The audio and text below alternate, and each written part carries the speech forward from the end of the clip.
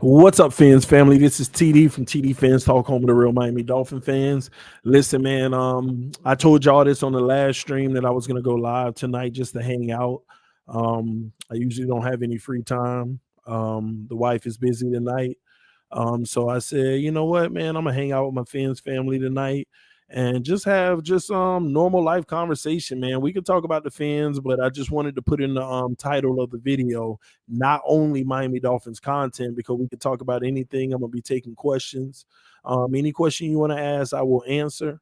But I'm taking questions about anything. It could be about life, it could be anything. But remember, in the comment section, it says not only Miami Dolphins content, because my haters, they try to find any and everything to try to criticize me. So, you know, they'll be in the comment section tomorrow talk about, oh, bro, I don't come here for this. I don't come here for that. Well, that's why I put it in the title. If you clicked on it, that is your business.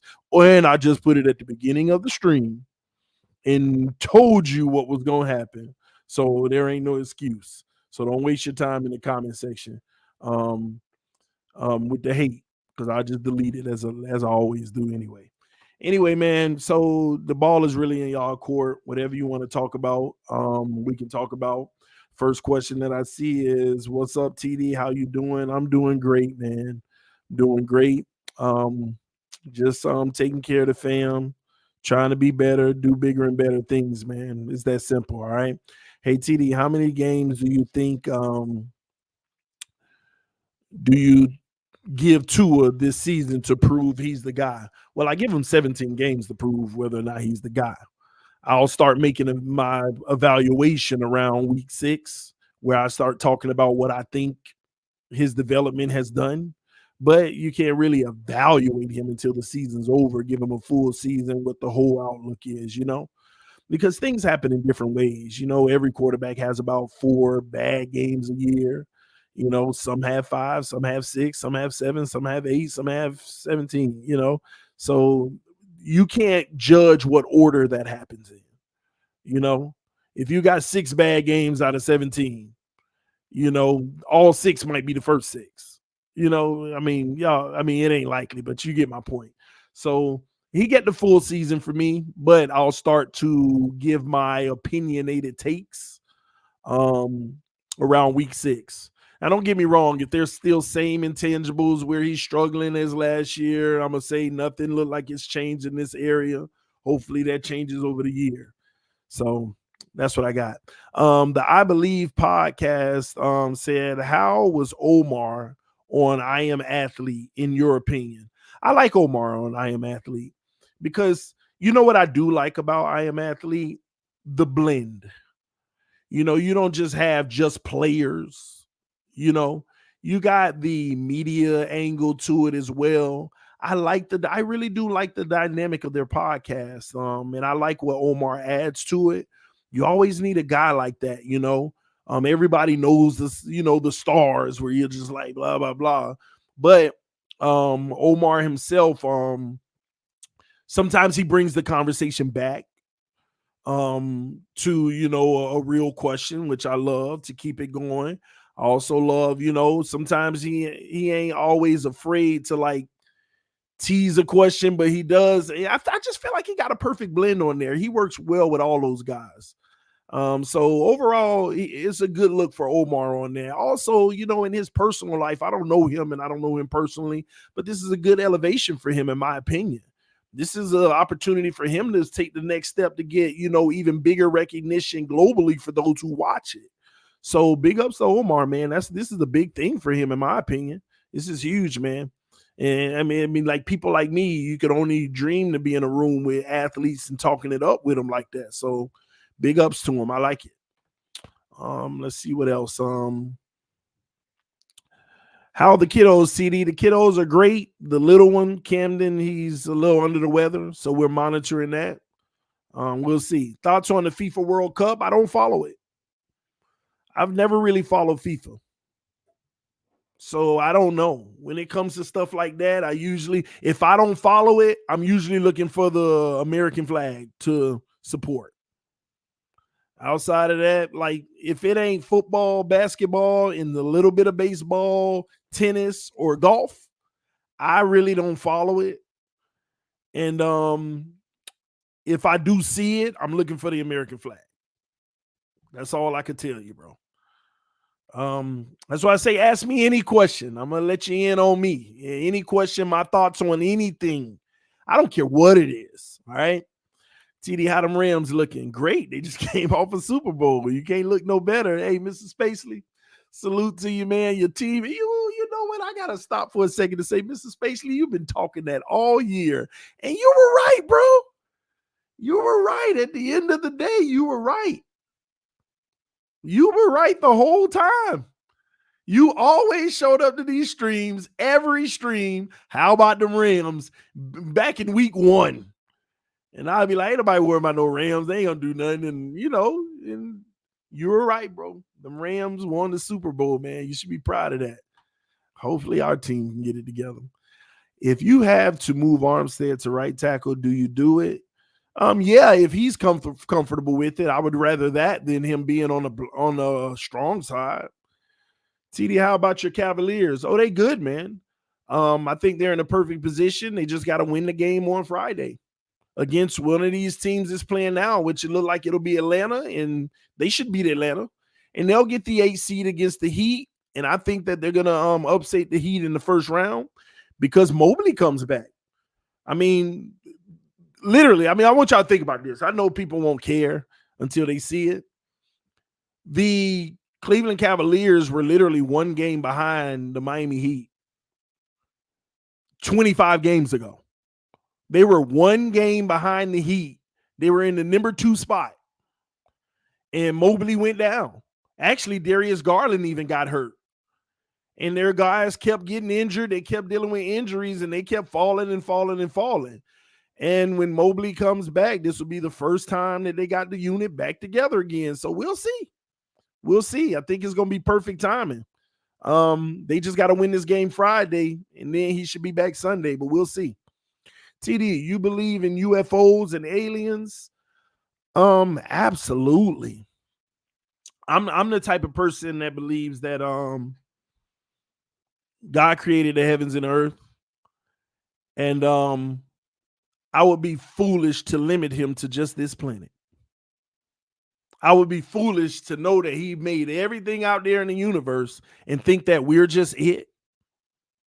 No, he's greater than that. He's greater than us.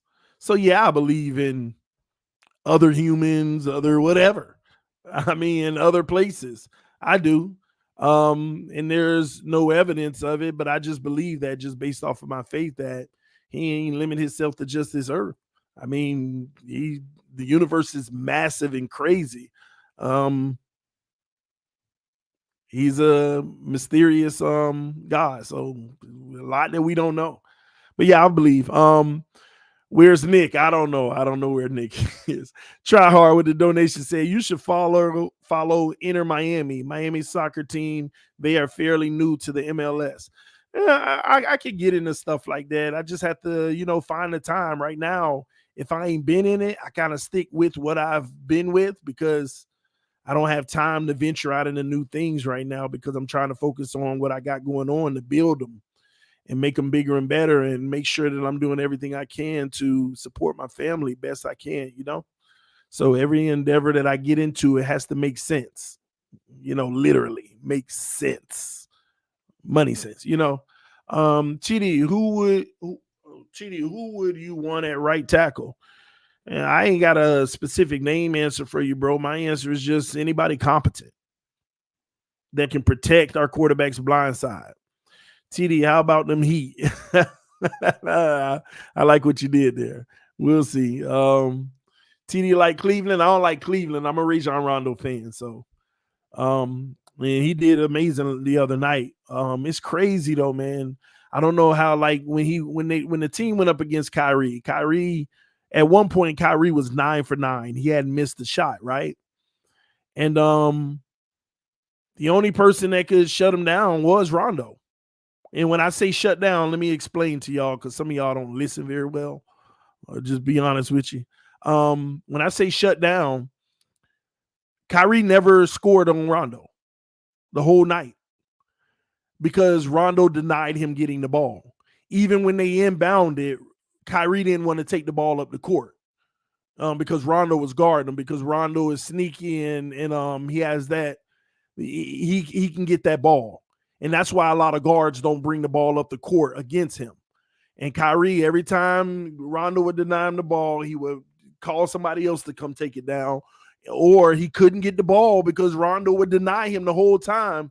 And I don't know what it was in the second quarter. The coach just all of a sudden put Rondo on Patty Mills and put somebody else on Kyrie. And then he just started going off like crazy.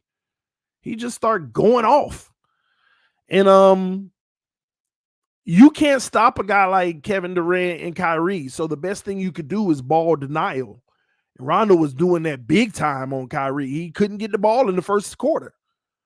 He couldn't get the ball when Rondo was in the game in the first quarter. And then all of a sudden, that changed. All right. Let's see. Cleveland not beating Heat. We'll see. How long do you think it'll take for Tua to get the new system down?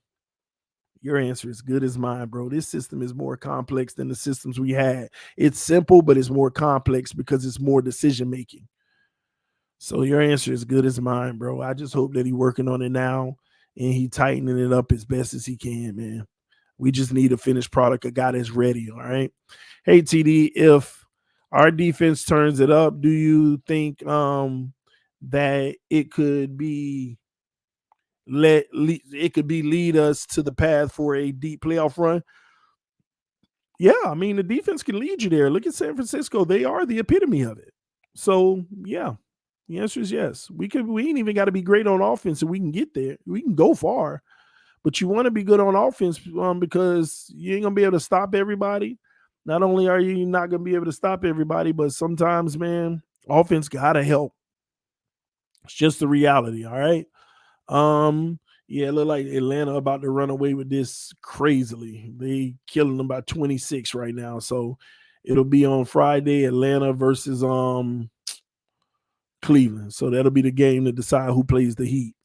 Paul said, "What's up, TD? I'm from Tolson, Arizona. What you think about my Phoenix Suns? NBA champs this year, huh? Nah, they ain't winning no championship, man.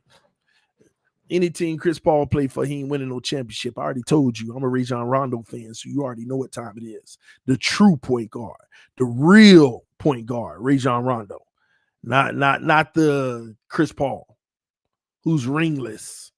Sorry, bro. He's ringless. I'm sorry.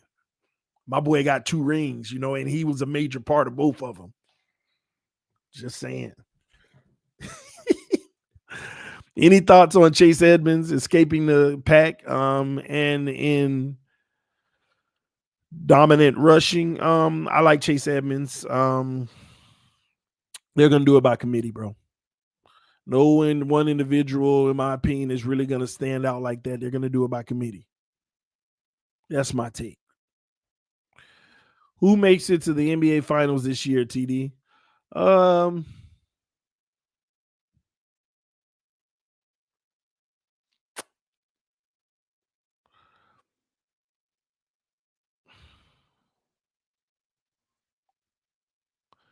Phoenix Suns and the Cleveland Cavaliers. How about that? That'll be what it is. TD, were you a Nickelodeon kid or Cartoon Network? That's interesting. I think I may have watched some stuff on Nickelodeon. I just don't remember. But Cartoon Network, didn't Dragon Ball Z come on Cartoon Network? 5 o'clock every day for 30 minutes. Yeah, I was a DBZ. Dragon Ball Z, baby. Born and raised. Walking home from school, hurry up and go to the corner store, get my snacks, come home. Dragon Ball Z, baby.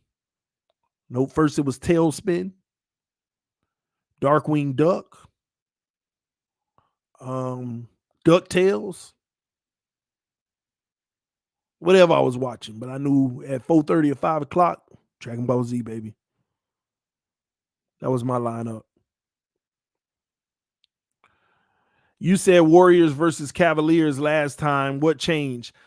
Didn't the Warriors have a major injury recently? I may be wrong. I thought Curry or somebody had got hurt. One of their major players had got hurt again or something. Not Clay this time. Um I thought Steph actually got hurt or something. And maybe not. Maybe I read something wrong. If that ain't the case, then I got Cleveland versus Golden State, and Golden State will win it all.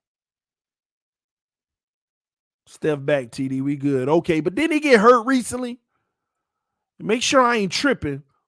And maybe I assumed that he would have been out longer, and that's why I moved off of him and went with the Suns. But yeah, if he good now, Suns ain't beating them, bro. Suns ain't beating them, bro. Ain't happening. All right, let's see. TD question: if Tua does horrible next year, who you want? Would you trade or draft the QB? I'll be 100 with you, bro. I don't even want to talk about Tua not being the guy this year. Y'all don't know how mad I'd be if that kid don't just ball out. Y'all don't even know how mad I'm gonna be if that kid don't ball out, bro. Like y'all don't understand. I really want this kid to be that dude this year. If that don't happen, man, I'm gonna be so heated. And the only thing that will save me from being heated is if you actually do go get somebody like Brady, because at the end of the day, we just won a Super Bowl, right? And I know if you bring him in here, we going to the Super Bowl with this roster. I don't care what nobody say. If Brady our quarterback, we going to the Super Bowl with this roster. So that's the only consolation. But if we talk about no, I mean, and that'll make things better to go in the draft to get a guy that can sit behind Brady for a year. But other than that, man, if we don't go get a guy like Brady or something like that and Tua fails, man, and we just go draft the quarterback and now we got a new hope. Oh, I'm be so mad. People think I'm this hater, man. I need Tua to be the guy. Please, bro. We'll see. Be prepared to be disappointed, TD, man. I ain't trying to think like that right now. I'm not, for real. Again, ask away, ask your questions. It can be about anything football, non-football. Put it in the comment section. If I see it, I'm going to read it and I'm going to answer it. I don't care what it is. I will answer it, all right? How would you feel if Watson and the Browns win the Super Bowl next year? How would I feel? I didn't think about that. Cleveland Browns go to a Super Bowl.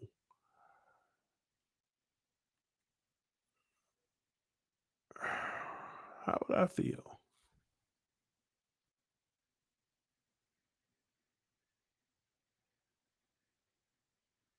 Dang, I never.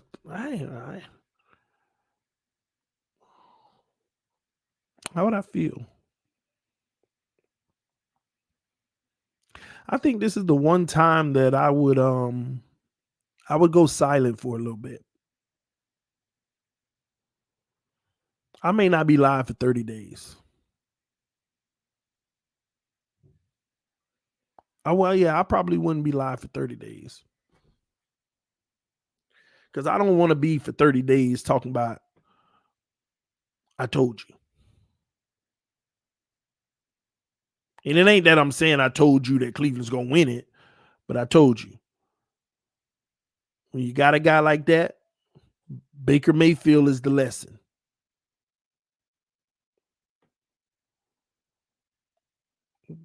I don't, man. I would dread him winning the Super Bowl. I don't want him to win the Super Bowl. TD, would you trade for Debo? And if so, what's your max you would trade him for? I'll throw away one first round pick, bring him in, and pay him his money. I'll throw one first round pick, maybe a first and a third max if I really wanted him. Me and Em had this conversation. Let me tell y'all something. Adding Debo would be ridiculous, but hey, who cares, right? Um, Even adding Tyreek was a luxury. It wasn't a necessary thing. I know y'all would disagree because of the receiving core, but our receiving core, in my opinion, was always just fine. We just need to take advantage of it better. And even with the O line improving, having time to actually throw to them, all of that stuff. But it is what it is. If you can have one non-quarterback player from any past Miami Dolphins team to add current team, who would it be? Non-quarterback. If I could add any player to this roster, who would it be? Any amount of the past? Oh, you said non-quarterback. um, any pass on this team right here?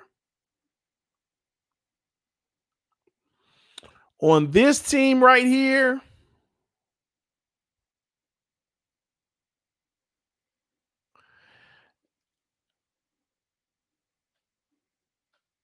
I would add Zach Thomas. I would add Zach Thomas. I would add Zach Thomas. We go to the Super Bowl solely off of defense. Tua could throw for 1,200 yards. Super Bowl. I'd add Zach Thomas.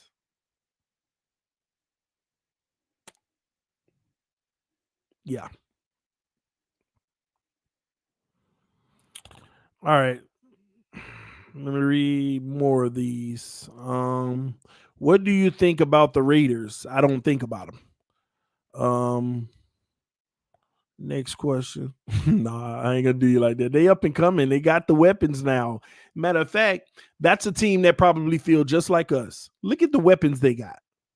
Matter of fact, they 1-2 receiver. I was proven wrong. He is better than our 1-2. If you really think about it, their 1-2 is better than ours, and we got Tyreek and Waddle.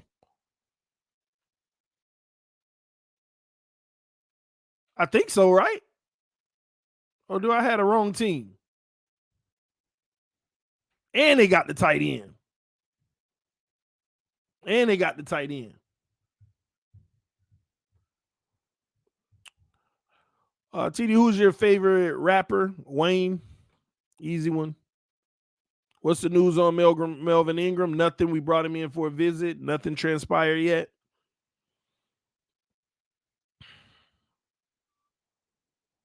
What if Tua beat the Browns in the AFC Championship to get to the Super Bowl and he's the GOAT? Nobody's better. He's better than Marino at that point. How many wins you think we get? We should get 12. My spirit telling me 9. Somewhere around there.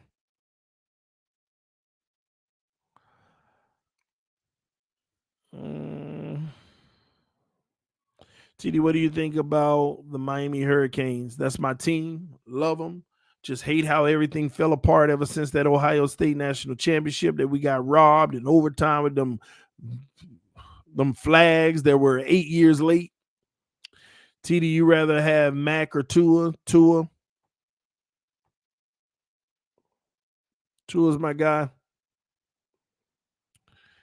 I think I might have caught up. TD, what do you think about them? Oh, I already answered that. Right? If we win a Super Bowl with Tua, do you put him over Marino? Listen, we win the Super Bowl with any quarterback day over Marino. Marino never did it. I can care less. I can care less. I can care less. I don't care if it was Pat White here and he won a Super Bowl. I mean, don't get me wrong. You got to be a major player in it. You got to play well. You know, you got to be that guy. You got to play good. You know, you can't just be a slouch and the defense held the other team to 0 points, you know, every game. But yeah, man, I mean, if he produce, he's our guy. Put that statue right out there next to him. Make it a little bit bigger. I mean, why not? Ain't that the ultimate goal?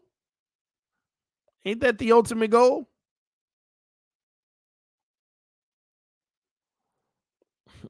My take at least. Again, ask your questions in the comment section if you have them. Any questions, it can be football related and it ain't got to be football related. Put it in the comment section. I will answer them. I'm just hanging out with y'all tonight, man. Hey, TD, just saw you were on. What you doing? Just answering questions, Vic. You know, any question anybody have about football or non-football, it doesn't matter what it is. I don't care what it is. I will answer it. Brady in Miami next year. Possibly. That's up to Tua. That's up to Tua. TD, on Greeny's show, 3 out of 4 picked Tua to make a huge leap this year. Yeah, I watched it, but we got to put it into context. 2 out of the 3 that picked him also said, because the real question was, who makes the biggest leap this year? And 2 out of those 3 said it's Tua because he has the lowest bottom. So he has to make the biggest leap. That was truly their answer to that. They picked him because he got the lowest bottom. So he should make the biggest leap. I mean, Burrow went to the Super Bowl. How much more of a leap can he make? And the 4th guy picked Herbert because they said, you know, he can have an MVP season. What if he won the MVP? That would be a huge leap. That's pretty nice. From where he is, it's still considered a huge leap, even though he balled out. But yeah, that's what they said, man. So put it in the context. Is it better to be optimistic and wrong or pessimistic and right? Carla, my answer is neither. It's best to evaluate everything for what it is and go with what your brain tells you. That's not being optimistic nor pessimistic. People say, oh, you're so pessimistic. I'm not. I take the data, and what does my brain conclude from that? Now, if I'm going off of feeling, I feel like optimism and pessimism are feelings. They are based on they have a general base on feelings.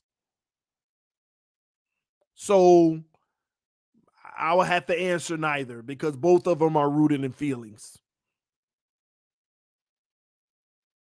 Being optimistic about something is purely feelings. Pessimistic about something is purely feelings. All right? So look at the facts of the matter. Make your opinion based off of that, and you're neither. People will throw it in a spectrum anyway.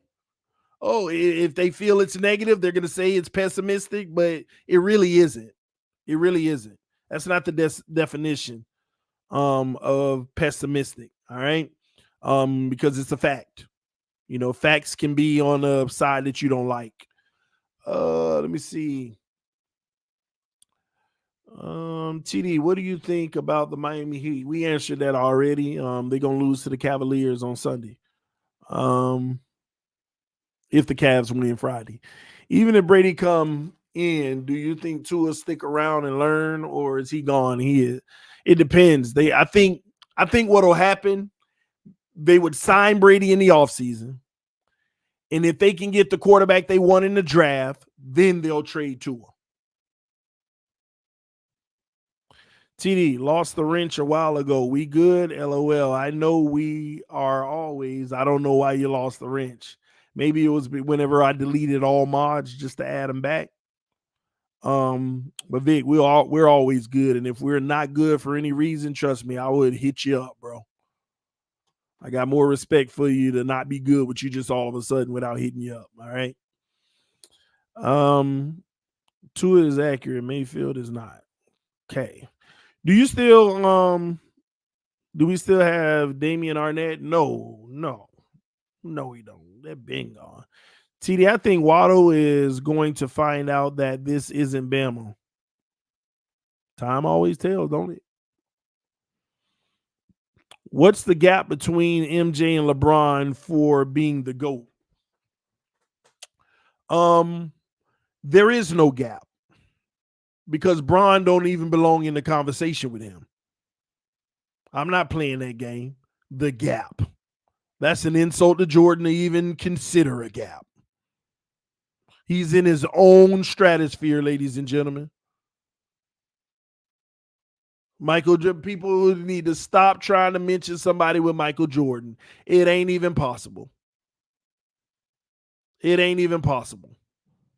What happened to the Lakers this year, Michael Jordan would have never allowed that to happen.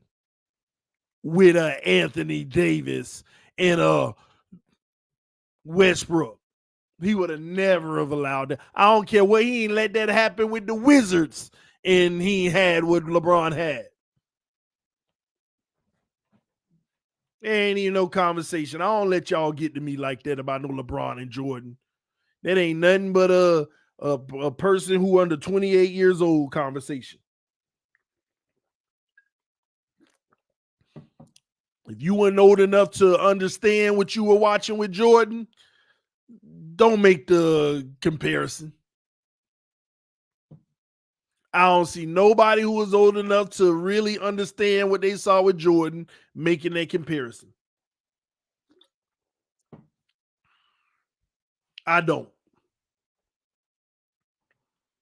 Man, let me take it a step further. Y'all be getting me, boy. This conversation, y'all be making me mad, man. It don't even make no sense to even have it, but I indulge sometimes. Let me tell y'all something. LeBron started his career, the man couldn't shoot. Let's get this straight now. The man could not shoot the ball. He was a bulldozer going to the rim every time because that's all he could do. He couldn't shoot the ball. He was not a good shooter. Missed me with field goal percentage because 98% of them were layups and dunks and fouls. Jordan could always shoot on any level of the field. And when I say field, the court, he just didn't need to take many threes because he got what he wanted when he wanted. He said, why would I take all these lower percentage three-point shots when I could get any shot I want on the court? At the basket, intermediate, anything I wanted. Well, Jordan doesn't shoot many threes. Then when people start talking about that, he started knocking them down just to show people. Then he went right back to doing what he do best. I ain't got nothing else to prove. LeBron couldn't shoot. Another thing LeBron couldn't do from day one, it took him about 6 years, was even close a game. I'm talking about make the big shot. I'll never forget that shot he made at the top of the key, and he celebrated like he won a championship because he couldn't make a game winner so bad that he celebrated that one at the top of the key. I don't know. It felt like the game was like a Christmas Day game or something because it was a game where he finally broke through. The man couldn't shoot, period. Don't forget that. And also, This whole notion, LeBron is a deferrer. You can't be the GOAT if you defer. You could just be a great Hall of Fame all-time player. You can't be the GOAT if you defer. Goats don't defer. Goats put everything on their back no matter what. Double team, triple team on my back. I ain't gonna put y'all in that situation to where you gotta be the dude. Goats don't do that. Well, he made the best basketball play. No, Jordan shooting in triple coverage was the best basketball play. How about that? Why LeBron couldn't make him shooting in triple coverage the best basketball play? You make it the best basketball play by making it anyway. See, that's the crazy part. The best basketball play on the court with Jordan was him shooting the ball triple team fading away. That was a better opportunity than kicking it to the wide open guy. That's why LeBron will never be the GOAT. The GOAT makes a triple team the best opportunity over two open guys he could pass it to. That's a real GOAT. That's a real GOAT. It ain't even a conversation, ladies and gentlemen. This man never lost in the finals. Let me ask y'all a question. Did Jordan ever, I just don't remember. It'd be faint to me sometimes. Did Jordan have a game 7? I'm trying to remember.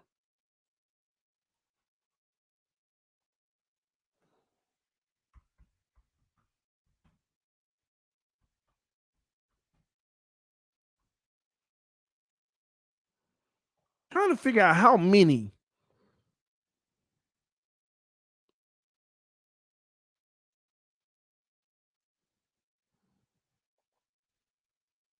Y'all give me a second.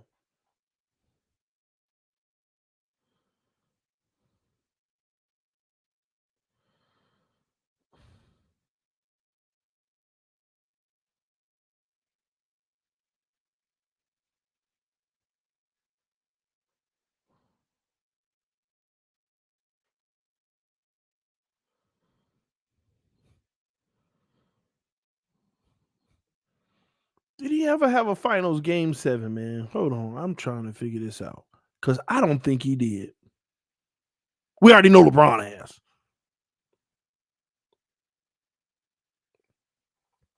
I don't think so. Why it ain't easy to just type that in and know?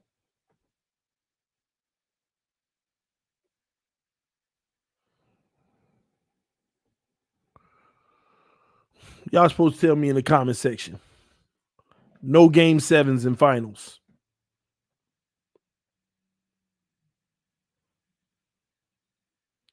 And let me tell y'all another thing. People want to rave about what LeBron does when Jordan never even got in that situation to begin with. Well, this is game 7. If LeBron could pull this off, it'll make him the greatest. How make him the greatest? And Jordan never even allowed you to put him in that situation. In the finals, Jordan never had a winner go home. God, dog, that's all. That's it. Drop mic. That's all you need to hear. In the NBA finals, Jordan never had a winner go home.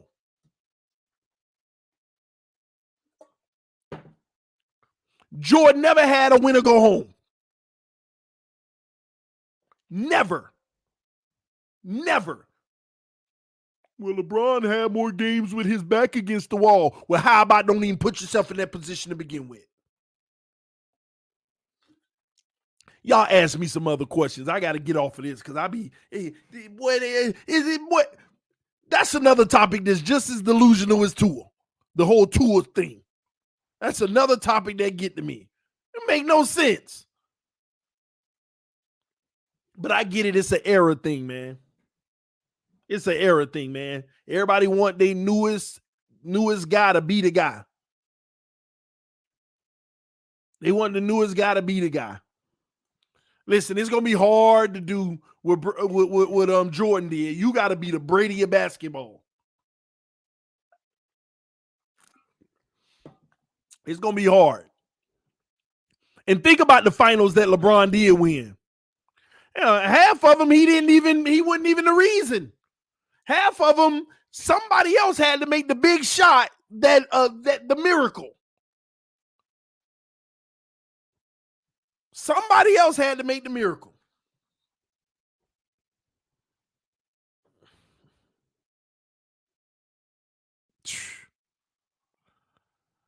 Like I said, when he is that guy, you wouldn't even be mentioning MJ. Exactly. Exactly. And it ain't no way he can become that guy at this point. He can go win a championship next year and the year after. Ain't no way he catching Jordan. It's done. Now he going after stat pad and trying to be the number one scorer in NBA history to justify. Y'all notice that? Now he just gonna play until he hopefully become the number one scorer in NBA history and say, if that don't make me the GOAT, then what does? Get out of here. Stop. Stop. Stop. It's crazy to me, man. No one will come close, TD. I can't say no one will come close. It just gets harder and harder because the talent level does rise over generations. It's just gonna be harder. Like, you know who had the best chance, but injuries, number one, got in the way. And I thought that Kevin Durant was the guy that would get close, but all of these guys ran from competition. When you really think of it, they all ran from it. Let me tell you, this is what they and let me tell you, the Heat messed up the NBA. The Miami Heat kind of, and they didn't mess it up. I like it to a degree because a lot of teams do it now. But trying to put all these superstars together. Like, you're supposed to have a 1-2 punch and great complementary players. That way your stars can really be stars. You notice in the finals and in most games now, the big games is always that role player or that guy that nobody thought about that really was the major contributor in a game, that if you didn't get their performance, you wouldn't have won a finals or whatever. It's always that now. It's not the stars anymore. You notice that?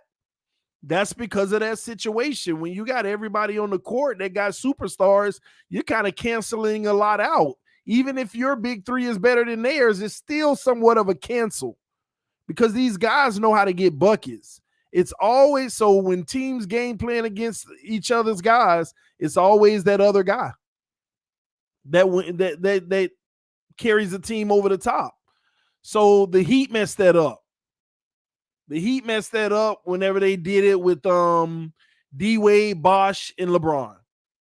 TD, would you say Boston was the first with Garnett, Allen, and Pierce? No, that narrative is a lie. First of all, was Kevin Garnett in his prime, ladies and gentlemen? Was Ray Allen in his prime, ladies and gentlemen? Was Paul Pierce in his prime, ladies and gentlemen? No. No, they were not. They were not in their prime state. All three of them had just came off of their prime.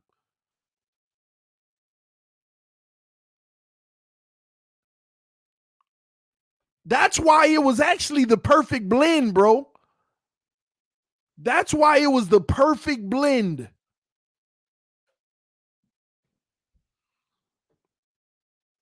And I got to be honest with you. When they talk about greatest teams of all time, it kills me that they don't add that team. I don't see, like, why do they not add that team in the top three, if anything, of greatest teams of all time? I want y'all to really think about it. Like, people say the greatest team of all time was the Golden State team, right? I want you to think about it. Steph Curry, Ray Allen, whoever you want to give the nod to in a prime, it's like a cancel at the end of the day. Draymond. Do you know what Rondo was doing back then? Draymond ain't putting up. Draymond in his prime is not putting up the numbers that Rondo was actually putting up. This man was getting 20 assists on any given night. People forget, no matter how much you want to take a number 2 on Rondo and say he trash, let's go back to when he had them guys and he was in his prime. When he was scoring 15, 20, and 20. When the man was rebounding more than centers. You can't tell me I'm wrong on that. Paul Pierce. The production KD gave, Paul Pierce was doing the same thing. And then you stop right there on Golden State because Kevin Garnett. Who Golden State had that you can compare? Who did Golden State have that you can compare?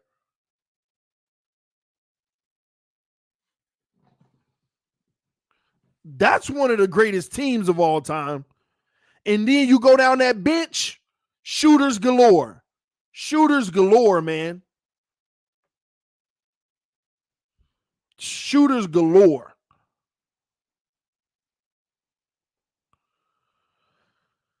Lakers were a juggernaut.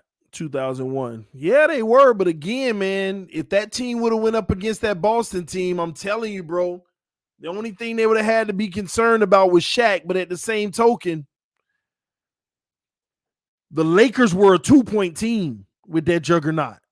They were killing people in the 2-pointer. Boston was eating in threes, man. Boston was the first 3-point team like that when you really think about it. They had the inside game, the outside game, all of it. They had it all, man. Shout out to Vic. He said, TD, Hope, Hill, and the family are good. They're great, bro. My youngest is a little sick right now, but he's okay. Would love to join you two live for a catch up. What the world we have been through since, excuse me, I'm reading slow. Our last get together. This bright light that's in front of me makes it hard for me sometimes. Where are we in the world after bad COVID? Yeah, man. You know what? Me and the wife been talking about that recently. She really want to just have conversations like the one we having now, like podcast stuff around that's going on in the world. And we're actually working on some of that stuff, like getting the infrastructure together, something me and her could do together, because we like finding things that we could do together that we could bond on. And we both on the same page. She's basically at the back end of finishing her schooling and all of that stuff. So she's really been focused on that type of stuff. But hopefully, she has some time to hop on any day. I'll try. I'll ask. I'll say, hey man, you hop on the stream. Everybody missing you. So we'll see what she says, and then we'll go from there. But we're trying to do something on a weekly basis, going up even more with the family blogs and stuff like that. So on the Dow family channel. So look out for that. I want to try to get it to let me see here. Give me a second. I'm trying to get that channel over 1,000, because again, like I told y'all, man, everything we do, it has to make sense with the timing that we have. So it's definitely worth it if that's something that we could build, and we don't mind either way. But I like to make things make sense. So with that being said, since you brought it up, I'm gonna put it in the comment section. I want y'all to go subscribe to this channel that I just linked, the Dow Family channel, because we're talking about bringing a podcast to it and more family blogs like we used to. I deleted a lot of the old content, but I kept a few of the old things up. But there you go. If y'all do me a favor right now, it's 553 subscribers on it. If you're new to the channel, just go show love. Go subscribe to that link right now, the Dow Family channel. I'm trying to grow that as well, and hopefully I can get it over 1,000 by the end of the summer. That'll be nice. But we'll start putting some work in on it, and bringing it together. So 553, we just added 3 new subscribers. So, and even the videos that's up, they're from last year, but check them out if you're new to the channel. Just a little insight on my family, so behind the scenes, how we live, and it's a lot of traveling in it because we travel a lot.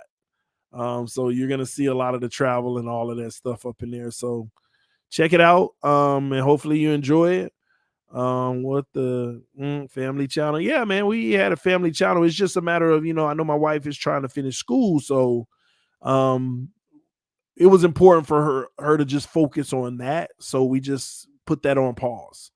Because we were getting into so many things, and then you run out of time, and you don't want to, neglect, some of the things you want to do. So again, check it out. Hopefully you enjoy it. There y'all go. I see some of y'all subscribing to it now. I appreciate that. All right. So it's the Dow Family Channel. All right. It's me and the wife. Some of y'all have never seen my wife because we added a lot of new subscribers. You can go over there. You'll see her. All right. Would rather be the 90s Bill with Tua franchise QB got to what? Would rather be the 90s Bill with Tua franchise QB got to lots of Super Bowl and lose all, or another 20 years of mediocre. Again, I can only answer that with neither, man. I want a Super Bowl. I don't rather be any of those. I gotta have a Super Bowl. We gotta have a Super Bowl. TD, do you still have the car chase on there? LOL. The car chase, wasn't on that channel. The car chase was on TDPHINSTALK, I thought. And for y'all that don't know what I'm talking about, we had traveled down to Miami for a weekend, and we were going to a Dolphins game, and we met up with Chef Jew, which many of y'all know, one of the most loyal subscribers on the channel, been with us since day one. And we were going to eat at the restaurant that he's a chef at. And were we on the way there, or were we leaving? I think we were leaving. Or on the way. I just don't remember which one. But we were at a light, like behind cars, and this car just tapped my bumper and went around and started to take off. And I'm like, and I was live streaming. And I was live at the time. And we start chasing them. And we were calling the police and everything. We were following them until we just decided not to follow anymore because they were running red lights and doing all of that. And we got the babies in the car. So we just stopped. And yeah, man, we were live talking about the Dolphins, talking about the restaurant, blogging, talking about what we were doing. Yeah, we were on our way to breakfast. And yeah, we got hit by a hit and run guy. We were chasing them down. The police were on the way. And they caught up. I never told y'all what happened with that. So they caught up to him. What happened was, yeah, they caught up to him, arrested him and everything. What happened was, the guy told the police, the detective told me that he told the police that he thought that we were chasing him because somebody earlier that night had been chasing him from a club or some craziness. But yeah, they got him. They arrested him and everything. He lived in the area because I end up having all his information and everything. So I know where he's staying all. But yeah, they caught up to him, man. They definitely caught up to him. And yeah, they arrested him. He had insurance and everything, so everything was all good. But yeah, that's what happened. The detectives, they were like, because we had the license plate and everything. We were literally live.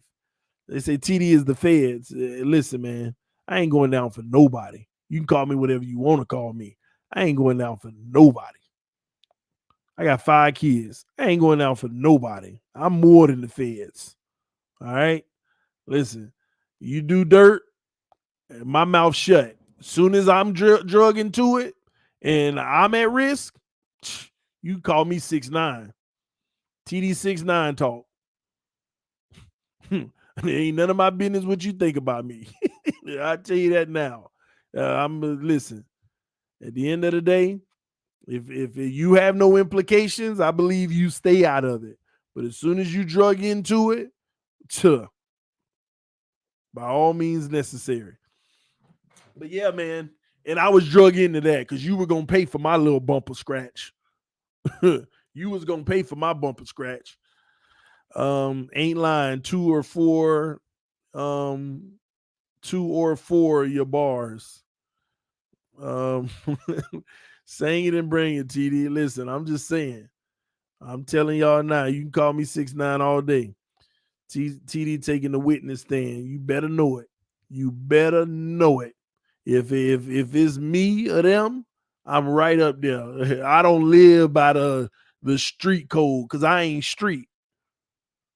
I grew up in the streets, like most people where I come from, but I'll be the first to tell you I ain't street. I grew up in the hood, but I ain't hood. I don't subscribe to the lifestyle. I grew up by around it. I was raised around it. I was it as a young boy. But as I got older, before I got older, in my early teens, I discovered for what? For what? I was evaluating end results since 8 years old. If I go down this way, what's typically the end result? For what? What is it? It ain't worth it. No, but I'll tell y'all the truth, man. Um, one of the um one of the unfortunate things in my life happened in my family, and that's what changed my family dynamic. It's like some of the unfortunate things can actually change your family for the better, you know.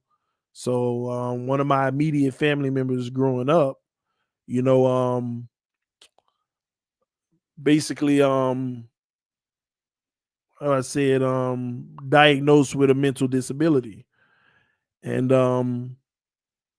I think my parents' pursuit of really trying to, figure out how, we can alter that situation, is what caused us to find God. And if it wasn't for that situation, I know my whole family. I know my aunts. I know my uncles. I know my grandparents. I know which way my family was headed. Ain't no question about it. And that situation brought a better foundation in my life. Growing up in church.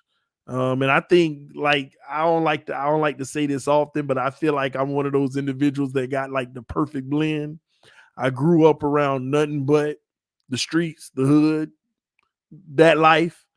But at that point, I had got that foundation to also be going to church and doing those things. And I wasn't like this churchy kid. I wasn't involved in church. I wasn't at church like telling people about God or nothing like that. It just, I was there to be there because I had already had that foundation of out my whole family not coming from that environment. That was already in me. So I'm at church to be at church. What time is this over?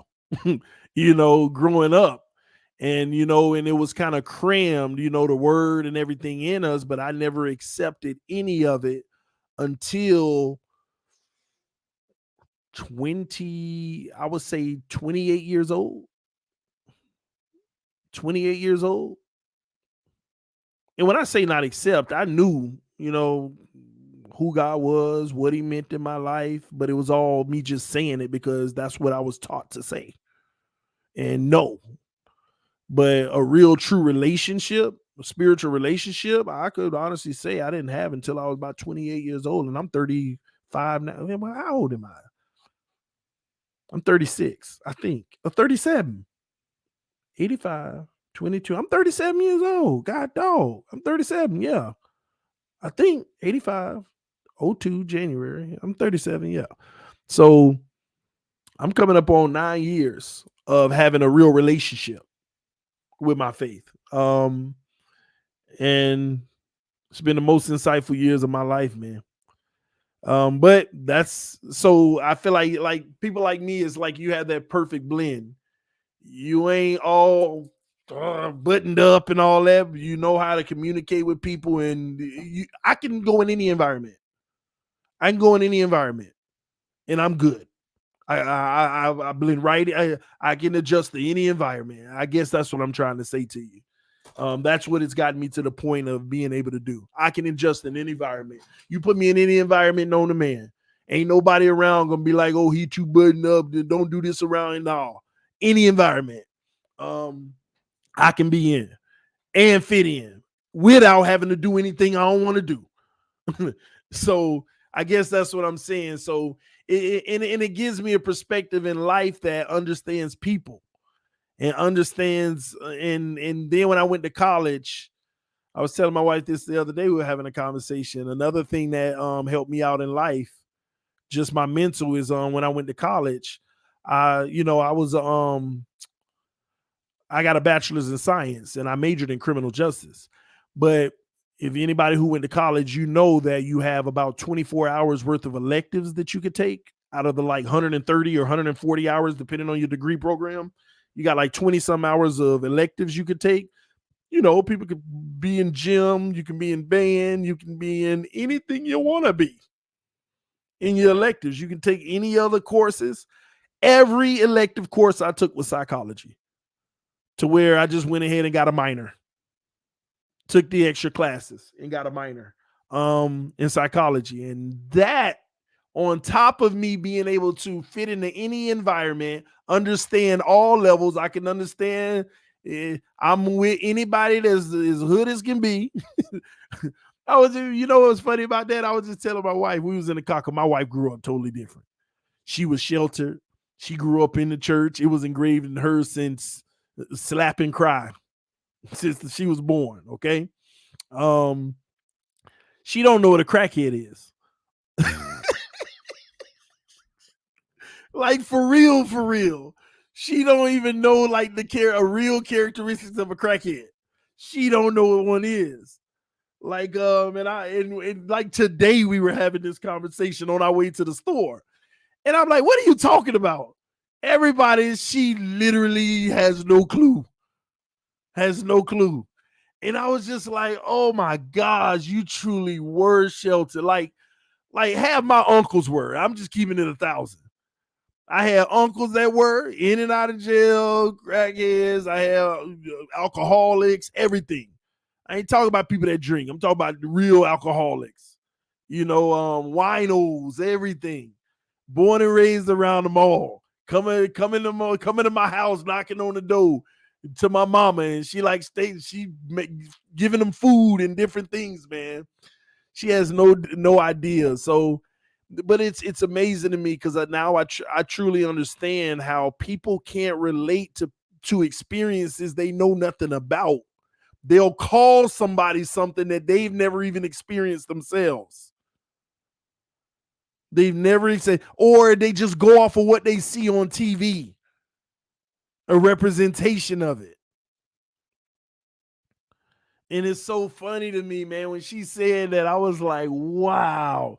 And she's right, because when I go around her family, all her aunts or uncles are middle class professionals doing well for themselves. Middle class professionals doing well for themselves. And people just come up different, man. People don't understand. They come up different. They're raised different. They've seen different things. All of this stuff matters in who you are as a person. It conditions you to, man, it's so different. People's lives are so different. And this is why people don't have sympathy for other people, because they don't even know what it is to feel some of this stuff or be around, or they don't understand. And I understand everybody's point of view. I understand the people that live with it, and I understand the people that never live with it. I understand every point of view. And it makes it easier for me to identify when somebody's just crossing the line or not. That's why I'm always having an argument with people about that's crossing the line. I'm like, that's actually not crossing the line. That's not crossing the line. No, that actually is crossing the line, because I know both sides' experience, because I've lived both sides. I grew up around it. And this world is crazy, man. But do you understand Tua's point of view? Absolutely. I know Tua's point of view. See, Tua's point of view doesn't have as many excuses as his cult followers. Tua's point of view is just wanting to be the best quarterback he can be so that he can hopefully have the opportunity to become our franchise quarterback. And he's going to put in all the work he can to do that and work hard to earn that right. That's his point of view. His point of view doesn't have an excuse or reason in there whatsoever. And it ain't his humility. It's being a real man. And that's what Tua is when he speaks on those matters. Taking accountability for everything and knowing that he just needs to be better. So that's Tua's side, but it's just crazy. His followers can't even, but I get it. They just protecting him because they like him so much. You know, they in their place. Tua near here at TDPHINSTALK, but I love you still, brother. Hey, listen, man, I love you too, man. It ain't you a Tua near or not. That don't make me think that you don't like me. You here watching. That tell me all I need to know. That tell me all I need to know, man. And again, I've always said I don't have an issue with Tua Nears. I just ask him to be honest. If any Tua Near have a conversation with me and they're just honest and say to me, listen, my take on Tua is because even if it's blind, I believe he's going to be great. And I don't care about any flaws right now because I know what the end result going to be. Just be honest and say that. I ignore all his shortcomings right now because I know that they won't last forever. Then I would never even argue. But it's those people that want us to see something that don't exist right now are the people that I'm arguing with.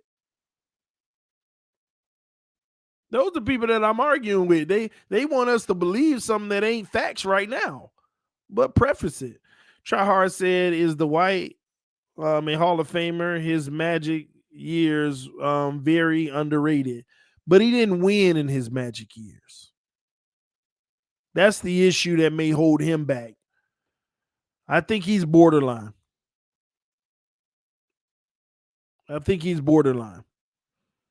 He needed to win. You know, you got to get that championship, man. But yeah, man. Are we the only team that go through the Tua Nears like did Cleveland have Baconeers? No, every team goes through it, ladies and gentlemen. Let me make sure we're clear on that. Every team goes through it. You're always going to have that. If I wasn't a commentator running TDPHINSTALK, I would be a Tua Near. Because as the general fan, you're typically have blind loyalty for everybody on the roster. I get it. I had it for Tannehill and everybody else. But doing what I do on this channel, at some point, I have to evaluate players and be honest about evaluations. And thus you have TDPHINSTALK.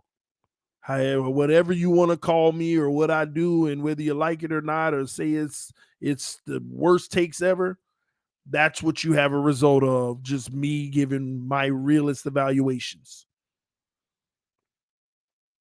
TD, do you have faith in Tua? I don't put faith in football. The only thing outside of God that I put faith in is my family. I don't put faith in football. Football, it is what it is. Now, I will say that's become a new me in the last 4 years. 4 years ago, I had faith in anything. But yeah, once I start doing this is a job for me now.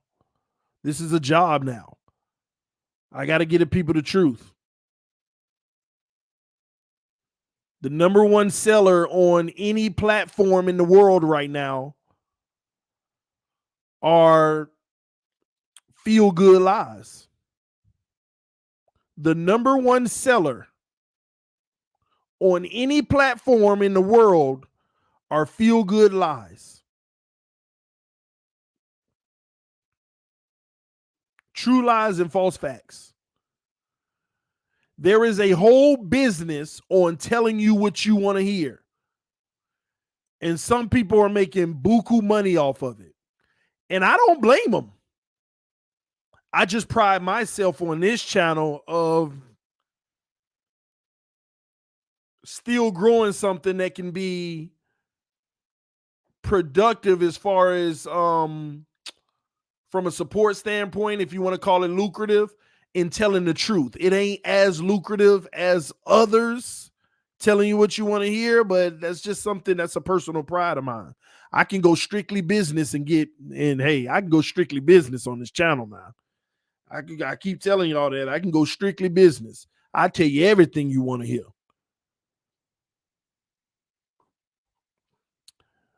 I tell you everything you want to hear. Try Hard donated, Vic donated, and maybe one more donation I got tonight. If I start telling you what you want to hear, I won't remember who donated because it'll be color all through the comment section. It'd be color all through the comment section.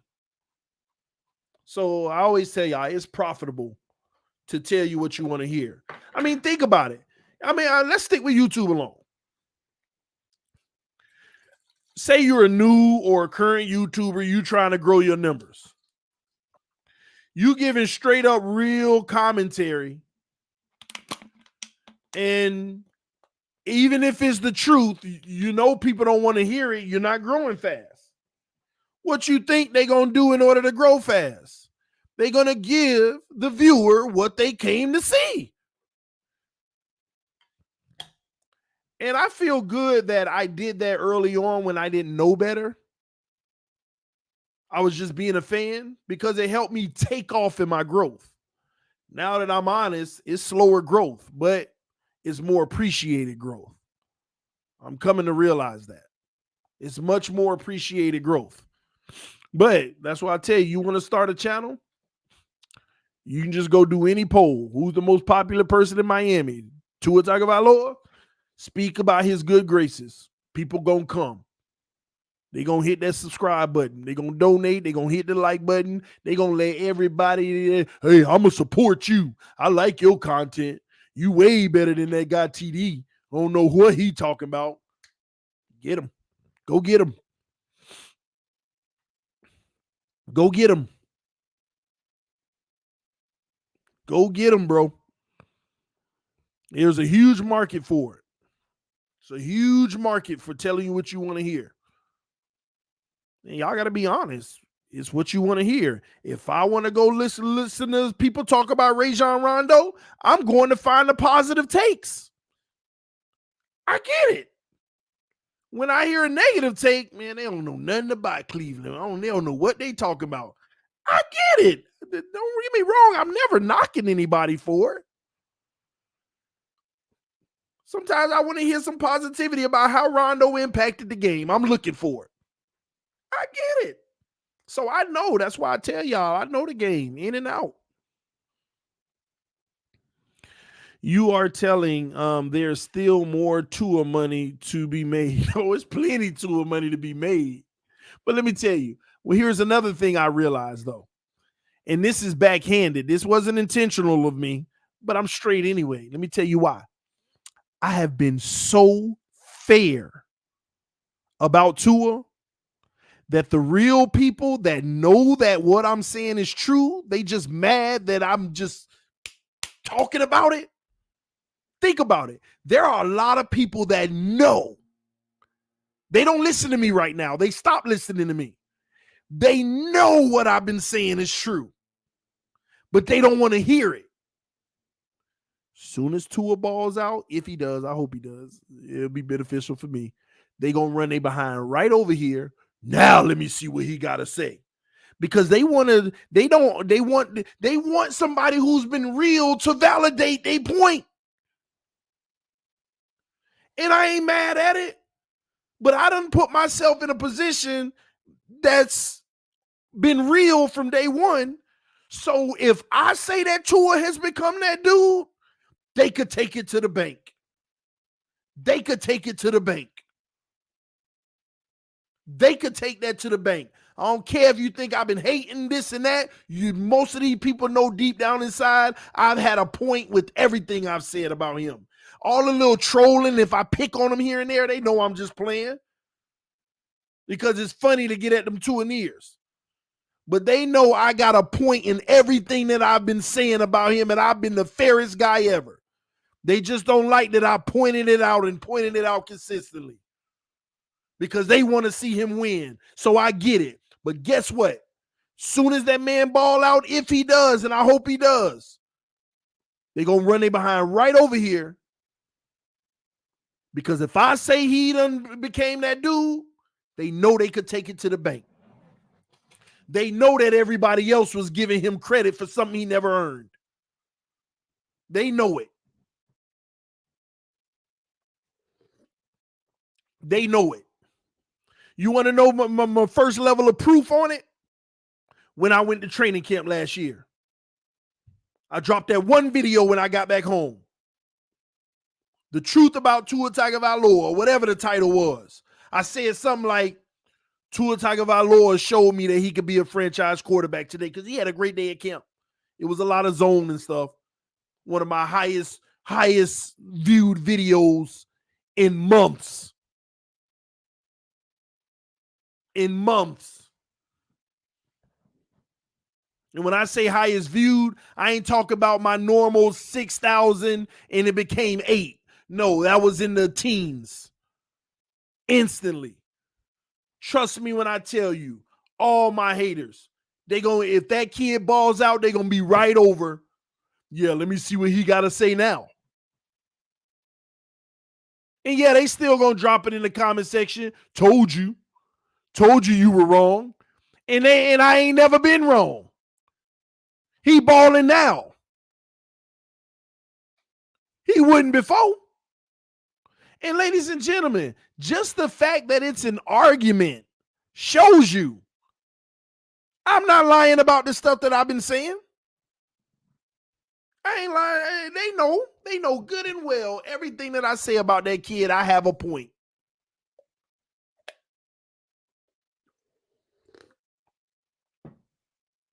They know it. TD straddling both sides now. No, I'm not. I go wherever Tua go. He playing like trash, Tua trash. He playing like the GOAT, Tua the GOAT. That ain't straddling the fence. That's just me doing what he does. And if you still want to call it straddling the fence, then Tua straddling that boy too.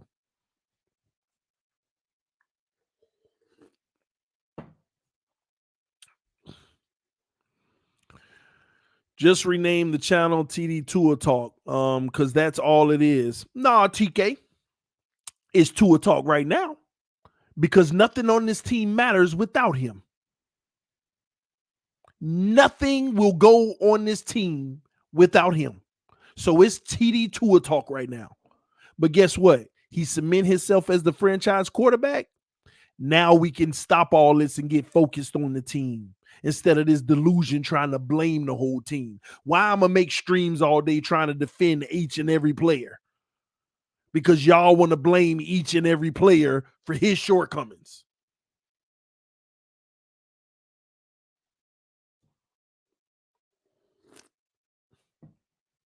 Why don't you call all them other channels to a support bashing talk? Because everything around him ain't it.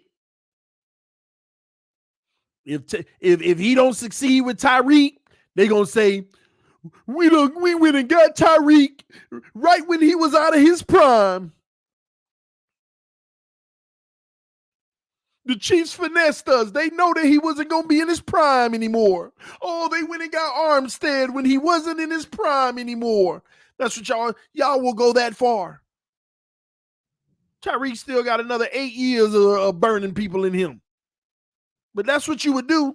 If Tua look bad, that's what you going to do. That's why some of you nervous right now. Because there ain't no real logical excuse that'll make you look normal if he don't show up. Just let the kid show up. It's almost impossible to mess this situation up. That's the funny part. That's what makes him even more nervous. It's impossible to mess this up. It's impossible not to show. It's impossible not to be considered for the Pro Bowl. Oh, they nervous. Oh, they nervous. Well, if we, lean on the run more, I don't hear it. It's impossible not to be on Herbert and Burrow. You got more talent than Herbert and Burrow put together now. Not put together, but you got more talent than both of them now. You got more talent than Herbert and Burrow now. Matter of fact, you know what's even crazier? You got more talent than Herbert and Burrow now. None of them should outperform you this year. Oh, we ain't had that conversation, have we? We haven't had. I'm gonna go on Twitter. I'm gonna go on Twitter and make the two Nears mad. I'm gonna get them nervous. That's what I'm gonna post that on my way to bed tonight. I'm gonna be like, Tua has more than Herbert and Burrow on his team now. He should be better than both of them this year. Oh, they gonna light it up. Oh, they gonna be mad. They gonna be like, oh, he lives rent free in your head. Nah, it ain't rent free. Oh my God, people forget. People forget, man. All them comparisons early on, Tua actually better than both of them. They just got more. If Tua had what they had, he would be better than them.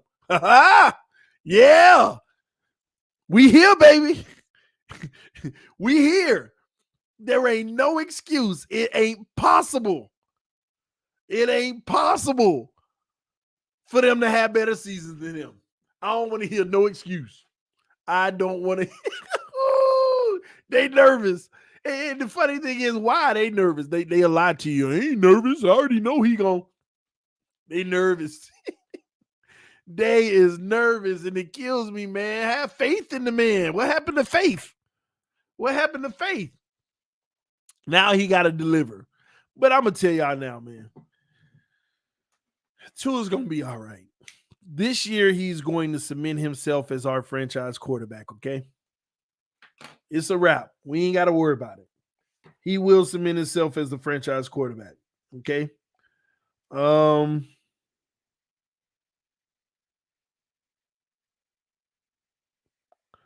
What is this? Okay. Appreciate that. Man, TDs, some of us older fans are realists. We lived it all and know what this means. It's coming, ain't it, Vic? Ain't no more running. We will have an answer.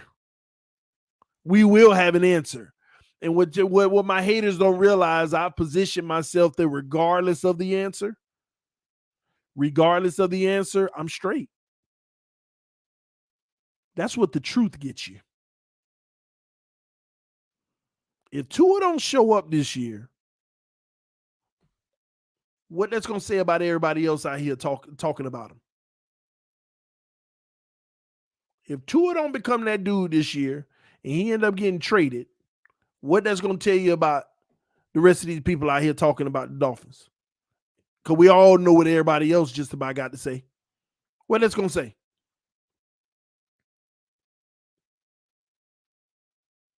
And if he don't,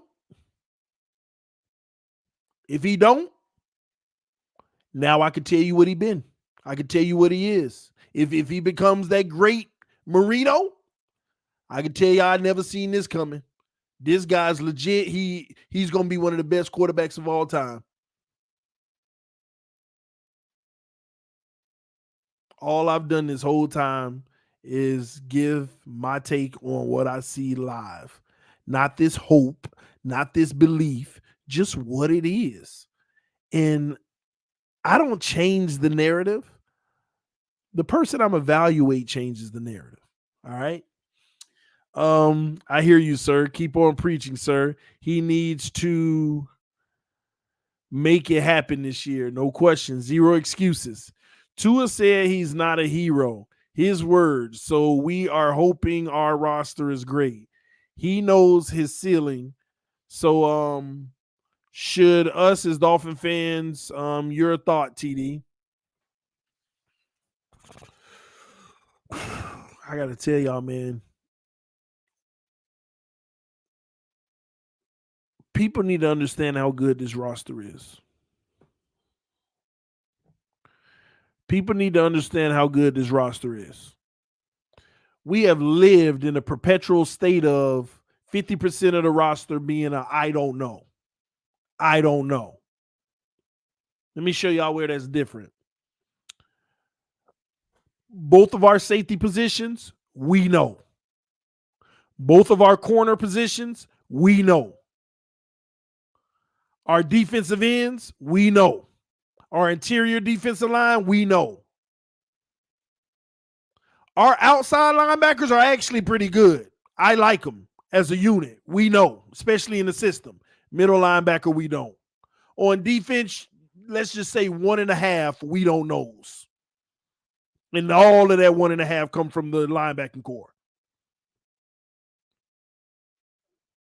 Offense, receivers, we know now. Tight end, we know. Running backs, we know what we have.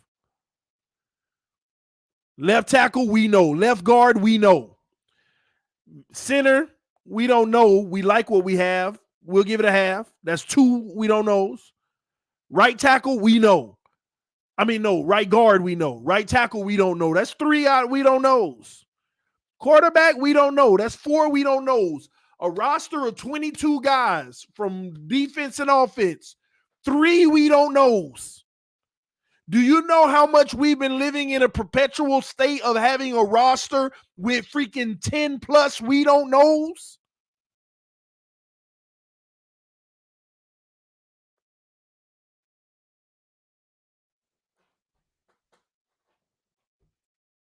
We constantly, for 20 years, have had rosters that we don't know out of 22 players.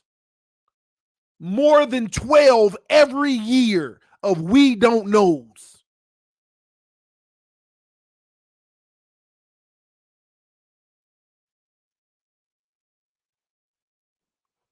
And this year you got 3? Bruh.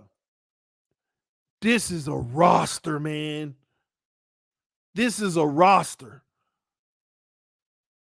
This team, this is what you call loaded, honestly. I know we've had humility about it, but this is honestly what you call loaded.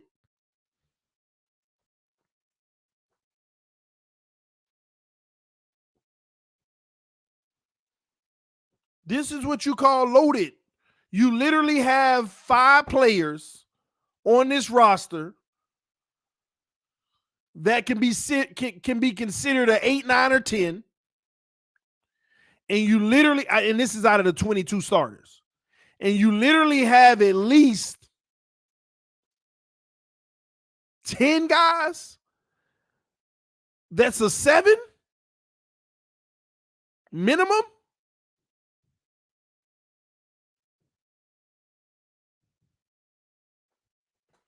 I ain't seen no roster like this in a long time. T. Rich said at Donald and Irene Young, it doesn't make you a football genius bashing a kid, which I don't bash anyway, in his 2 years, LOL. And TD has said things like he don't believe Tua will ever be top 10. I don't. That's when I give you my opinion. That's not based off of fact. Will Tua be top 10, TD? I don't believe he ever will be. That's not a fact. That's just my opinion. I disclose to everybody when I'm giving the facts based off of the data, and then I let you know when I'm giving you my opinion. In my opinion, he'll never be a top 8 quarterback in the NFL. Never. I don't think, like, unless the NFL just falls off on with quarterback talent one day. Like, think about it. For the next 10 years, you're still going to have Mahomes. He's not going to eclipse Mahomes. He ain't going to eclipse Josh Allen. He's not going to eclipse Deshaun Watson. We just talk about quarterbacks that should still be in the league 10 years from now. That's 3 guys we know he's not going to eclipse, right? I'm not counting Brady. I'm not counting Aaron Rodgers. Okay? Those guys, hopefully in 10 years, they're no longer here. But let's go down the road, okay? Let's start over. And y'all name some in the comment section who you think I don't think he will ever eclipse in this league. Patrick Mahomes. What's his name? Justin Herbert, Josh Allen, Joe Burrow, Deshaun Watson, Derek Carr. Gotta go look at the list. Matthew Stafford. I gotta go look at the list. No, he can eclipse Kyler Murray. I'm not really sold on Kyler Murray. No, I'm not sold on Mac Jones. Russell Wilson. I'm not sold on Mac Jones. Russell Wilson. Lamar Jackson, he can't eclipse him. The physical attributes just are too overwhelming. Matt Ryan won't be in the league. Trevor Lawrence, I'm not going to say that yet. I got to see what Trevor Lawrence does this year. Dak Prescott. That's 10 right there. I don't need to go further. I could stop right there at 10. I didn't even mention Kirk Cousins. He ain't eclipsing that man either. But some would want to argue that.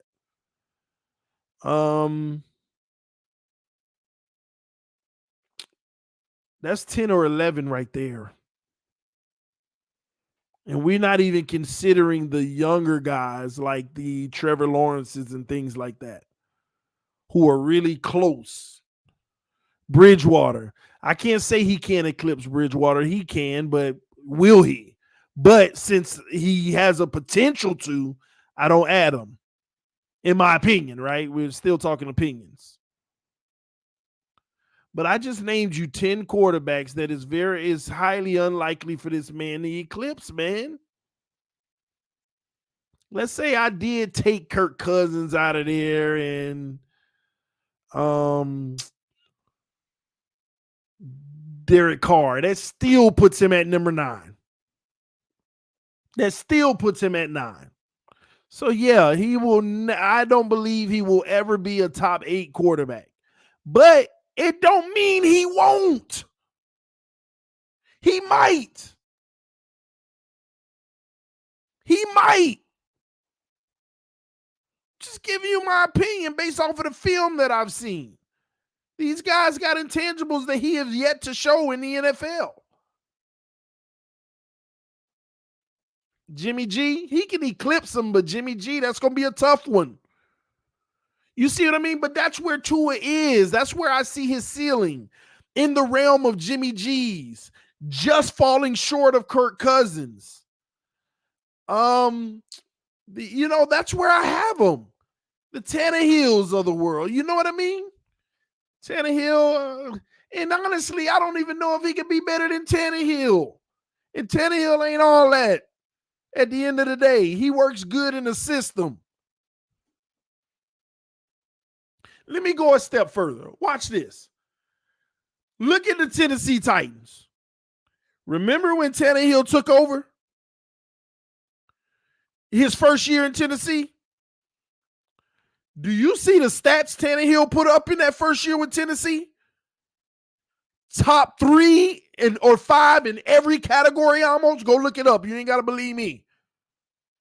Quarterback rating, top 3. The touchdowns, the interception rate. I mean, top 5 in almost every category that year. Well, he had Derrick Henry and he had a good old line. What Tua got right now is way better.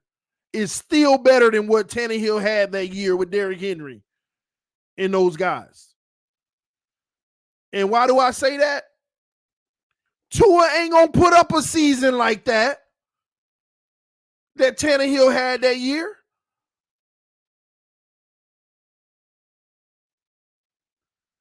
And if he does, he shocks us all. He shocks us all. And you know what? We're here to be shocked. That's the point of it all. Do you know how glorious it would be for him to shock us and become that dude? Like, man, oh my gosh, this guy's balling. We finally got him. We finally got him. Like, what we here for? We want to be. People are like, they feel like it's that hard to believe that we want to be wrong. Do you know what being wrong means for all of us? Oh my gosh, it's the most glorious time in our lives.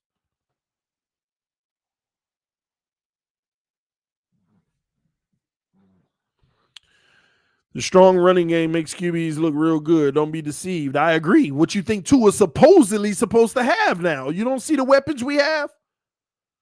I feel like we got 3 to 4 backs that's capable with the scheme that we finna run. With Armstead leading the way. We should have a real good running game this year.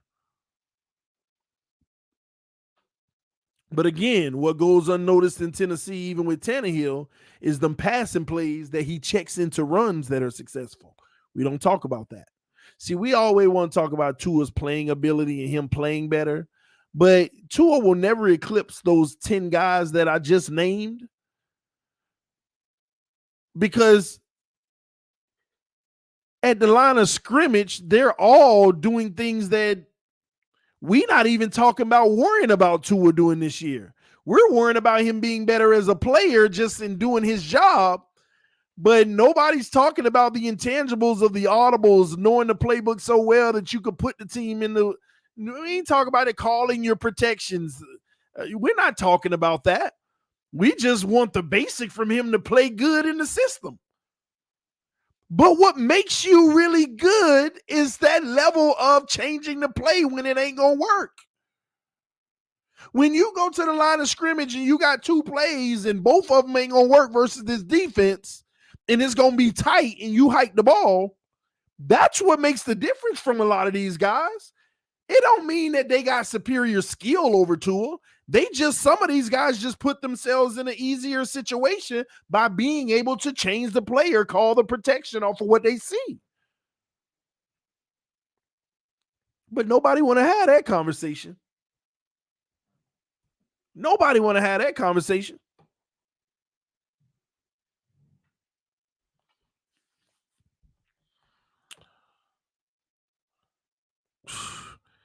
TD, if Tua's stats same as last year, and teams 2 and 3, time to start thinking about Bridgewater. Well, I actually disagree, all biz. It ain't time to think about Bridgewater if his stats the same as last year. Because it depends on how the game is going, man. If he's completing the ball at 70%, but he's hitting that intermediate, maybe the run game is stalling out. Maybe the other team is just scoring more points and our defense took the step back. But if he's doing his job and the rest of the team is letting down, we could be 0-5. This is Tua's team, man. This is Tua's team. I have always went off the eye test in evaluating him fairly, not off of a record, not off of just purely stats. You can see his shortcomings on the field. If he ain't got them shortcomings and he doing what he can, but guys dropping the ball, I'm talking about if he placed the ball in the right place, right? And they dropping the ball, the guys are tripping on the O-line, y'all know. At the end of the day, you got to watch the game to see his impact. Sometimes guys have good impact. That's like saying, hey, TD, if we're 4-12, do we move on from 4-13? Do we move on from Tua? Did he play like Watson when he was 4-12? If he played like Watson when he was 4-12, then no, we don't move on from Tua. We need to fix this bum team. But we all know that ain't gonna happen. See, I'm telling y'all, I'm fair about this. I could have easily right there be like, yeah, he gone. No, we 2-3, he gone. Put Bridgewater in. No, we got to be fair.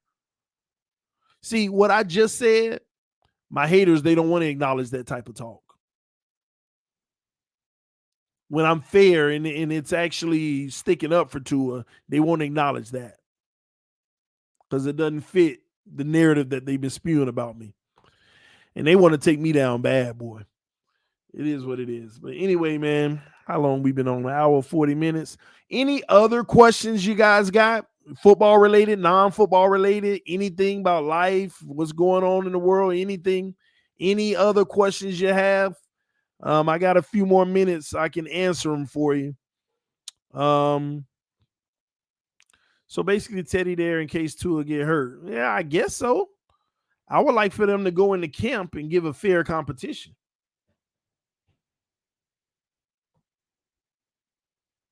Fair competition. TD talk about inflation. What about it? It's bad. We talked about this earlier.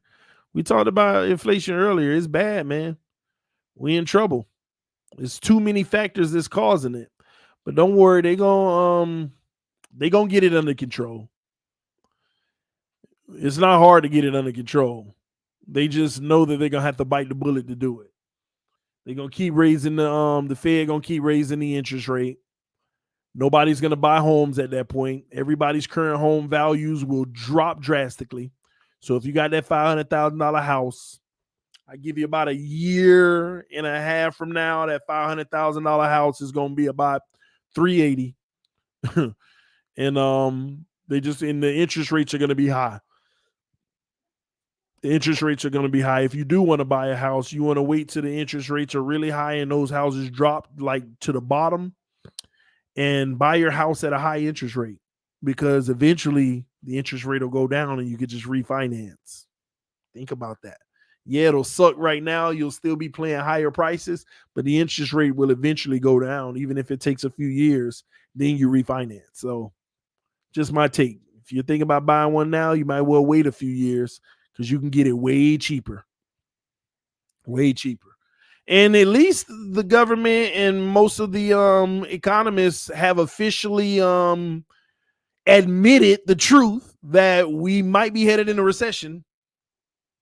At least they're honest now. 6 months between 3 months and a year ago, no, it's a lie. The housing market is going to keep going up. All of these crashes and all this and that, it's not true. Now they all admitting they headed there. Now they're all admitting it. So, like I said, just prepare your family to be in the best position possible when this happens. They gave out too much stimulus. They did. They didn't only give it to the people who needed it. They gave it to all Americans. Yeah, they gave it to all Americans. They didn't just give it to the people who needed it. They gave it to all Americans. And there were people working their full-time jobs still that got stimulus. So when you really think about that, and the only reason they did it is because it was the only way to pass the bill, because everybody going to look out for everybody. So it's the only way to get it done, but it is what it is. Let me see here. TD dating advice. Thanks. On the first date. My opinion on that is your life is your life. That type of question for me goes to a biblical perspective. And at the end of the day, and I ain't talking about a biblical perspective on what somebody else should do, but that's their business. That's their business. So first night, 10 years later, I don't care. That's your business. You live your life the way you want to live it. That's why I live mine the way I want to live it. Everybody has to answer to their maker individually. So my response, official response, do you, whatever convicts you. Some people don't share my religion, so that's them. They can do them. It's fine. And before I even got into my religion the way that I am, for me, life is life. But I would say to the young kids, got to bring it back, right? The young adults and the young kids,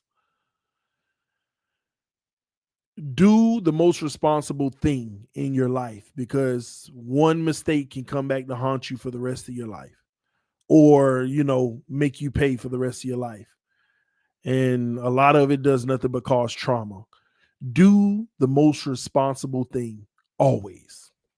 especially to your young ones. All right. Do you think Tua does him on the first? Oh Lord, TD, do you follow baseball and hockey? Baseball a little, but not much. Hockey, no. I go to hockey games. You know, that's about it. TD, when is AFC roundtable? Thank you for saying that. I need to reach out to the guys, see when they want to just hop on and do something real quick. TD, was the speculation of Brady for him to play or for him to buy the Miami Dolphins with a couple of partners? Um, I think it is true. I mean, he wasn't buying the Dolphins. It was just for him to be a minority owner. But I think it's true. I think it's true for sure. I think the Dolphins were shrewdly trying to make that a part of their blockbuster. I think they had this whole plan orchestrated. Brady, Tyreek, all of these guys. I think they had it orchestrated. Teams do that. They orchestrate stuff year or two in advance, and the players all get on involved. Just like LeBron, he be picking his team a year before it come together. You think LeBron don't know who he playing with next year already? You crazy. Don't have a baby if you're not married. That would be my recommendation. That would be my recommendation. And even when you are married, make sure that you as a family, you're ready for that. And you're on the same page. TD's so cute, bro. I'm cute. Thank you. I guess. TD, do you believe in soulmates?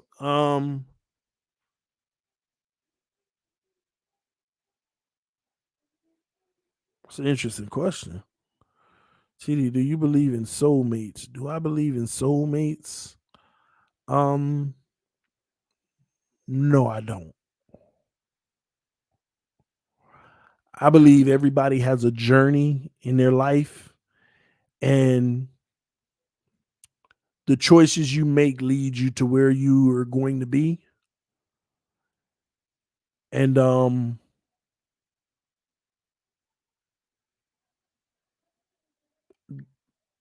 how do I say this? I'll put it like this. You don't know. See, this is where my religion comes in. You don't know where God is going to take you, how he's going to use you. Um, you don't know. You have no clue. So mm, I don't know. Matter of fact, I guess let me change my answer. I don't know if I believe in that, you know? Because again, it's hard for me to answer questions like that because I have to apply most questions to my life to give you my belief. And my life isn't mine, it's my creator's. So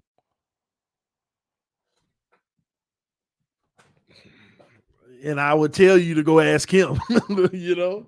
So I don't. It's hard for me to answer that. I don't own my own life. My creator does. You know. I just try to live what he's giving me the best that I can, but he's gonna take me through a journey and lead me to where I need to be. As long as I continue to believe in him and know that he's responsible for everything that happens, I just got to keep going down the path and making sure that people know that he's the reason for anything, the good and the bad. Because the bad things that happen in my life is him, humbling me or teaching me a lesson. So I don't know. I guess. Um, Ronnie said tonight was hilarious. I had a good time. Thank you for the laughs. Salute to you, homie. Appreciate that, man. Appreciate that. TD Real Talk. Ask the creator. That's all I can give you on that one, bro. Better say you believe it, TD, or Hillary will give you the Will Smith. No, I've never asked her that question either, but I'm pretty confident she may see it the same way. Her life is doesn't belong to her. You know, we like to think in a worldly manner that we are soulmates, but you know, I love that girl, so that's my baby. Wouldn't want it any other way. All right, TD, dating advice. What question do you have? You asking me for dating advice. What question about dating do you want to know? Um, I can tell you, I'll tell you some stuff about it, but you got to be more specific. All right. Well, that's my first piece of advice. Have confidence. All right. Have some confidence in who you are and walk with it. And confidence comes out in different ways. So when you say TD dating advice, about what part of dating? Like, you be specific, you know? Don't leave things out there to be wondered. Women don't like that. Right? Tell them what you're gonna do instead of asking. Hey, you want to go here? No, hey, we're gonna go here on this night. Make sure you're ready, okay? That okay at the end was all the question you need. They want you to make the plans, man. Just get it done. Um, why do our wives think we know what they are thinking? Um, I don't think they think we know what they're thinking. They don't know what they're thinking. And I'm not saying that from as a sexist thing or nothing. But they don't know what they're thinking. First of all, stop and don't try to figure out what they're thinking. Because they don't know what they're thinking. What you want for dinner? That's a World War III question. So my advice is, men, don't even try to understand. Just learn how to shake your head, yeah. Just learn how to shake your head, yeah. Wow, for real? Yeah, you're right. It's crazy. No, she ain't do that.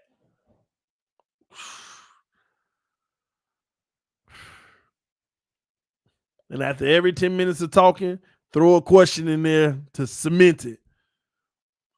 You think that for real? Oh man. Boy, I ain't right. Oh man, nah, but for real talk, it ain't about being a yes man. It's about understanding the woman that you have and catering to the things that she like and her personality and who she is. Women are a lot of women are similar, but there are differences in women. So you need to study yours and make sure you understand what she needs from you. She will always express what she needs to you if you pay attention. And it is a puzzle, but the answers are there. So pay attention. Pay attention. That's one of the main things, where I tell you. That's one of the main things. Pay attention. And listen, you could ask me because I've had successful and failed relationships. My fault, not my fault. So pay attention. Just pay attention. A lot of y'all don't pay attention. And I ain't saying that as me greater than thou, because I fall short every so often as well. But you got to focus and get back in the game, But yeah, man. TD, have you ever questioned your faith? I have never questioned my faith. I'm real strong on my faith. I'm real strong on my faith. I am beyond strong on my faith. I don't even know how to explain it. I'm so strong on my faith that I don't need to do all that extra stuff that a lot of people do. And maybe it ain't extra. Maybe it's just a piece of it that I haven't tapped into. But as of right now, I see a lot of things as extra because at the end of the day, all I need to know is that God is the reason I'm here. I believe in him. I believe in what he does. I believe in what he is. I believe in what he created. I believe that nothing happens without him. Everything is centered around him. Everything is because of him. I believe that I am here to serve him. I believe that I am here to follow his direction through living my own life, through his principles, and continuing to learn how to do that. And yet I'm not required to be perfect. And we ain't got to get into that conversation because that's the whole Jesus. That's when you bring Jesus in. We're not required to be perfect. He only brought Jesus because he recognized what he created in us and our flaws. So you don't have to run away from your flaws. You just have to continuously try to be better at them as you continue to struggle with them. So I'm beyond there. I'm not this, what they call a Bible thumper. And if you do this, you're going to this and that. Anybody that tell me I'm going somewhere for something I do, they ain't for me. You know why? Because I only answer to him.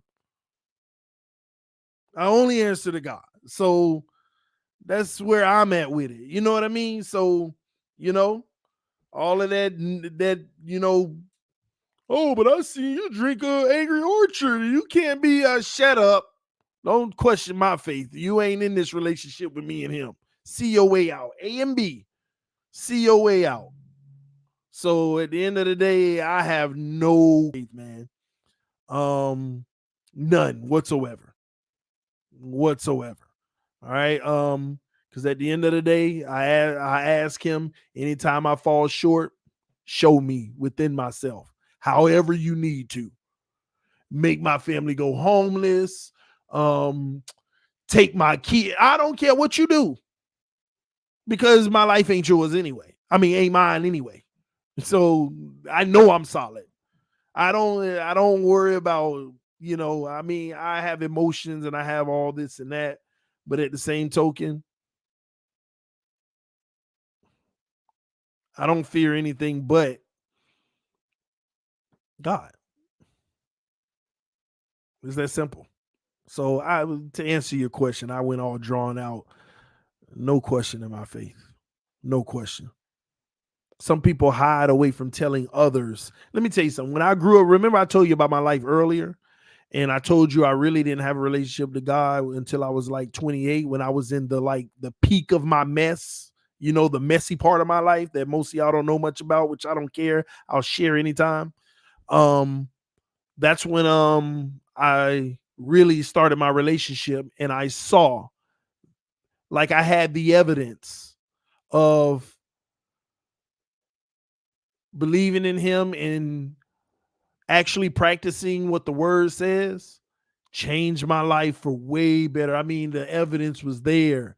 Like, I mean, it was there. It kept, like, the change was like night and day. The change was night and day. Everything. I mean, I started to become blessed. But then I also learned enough to know that it could all be taken away tomorrow.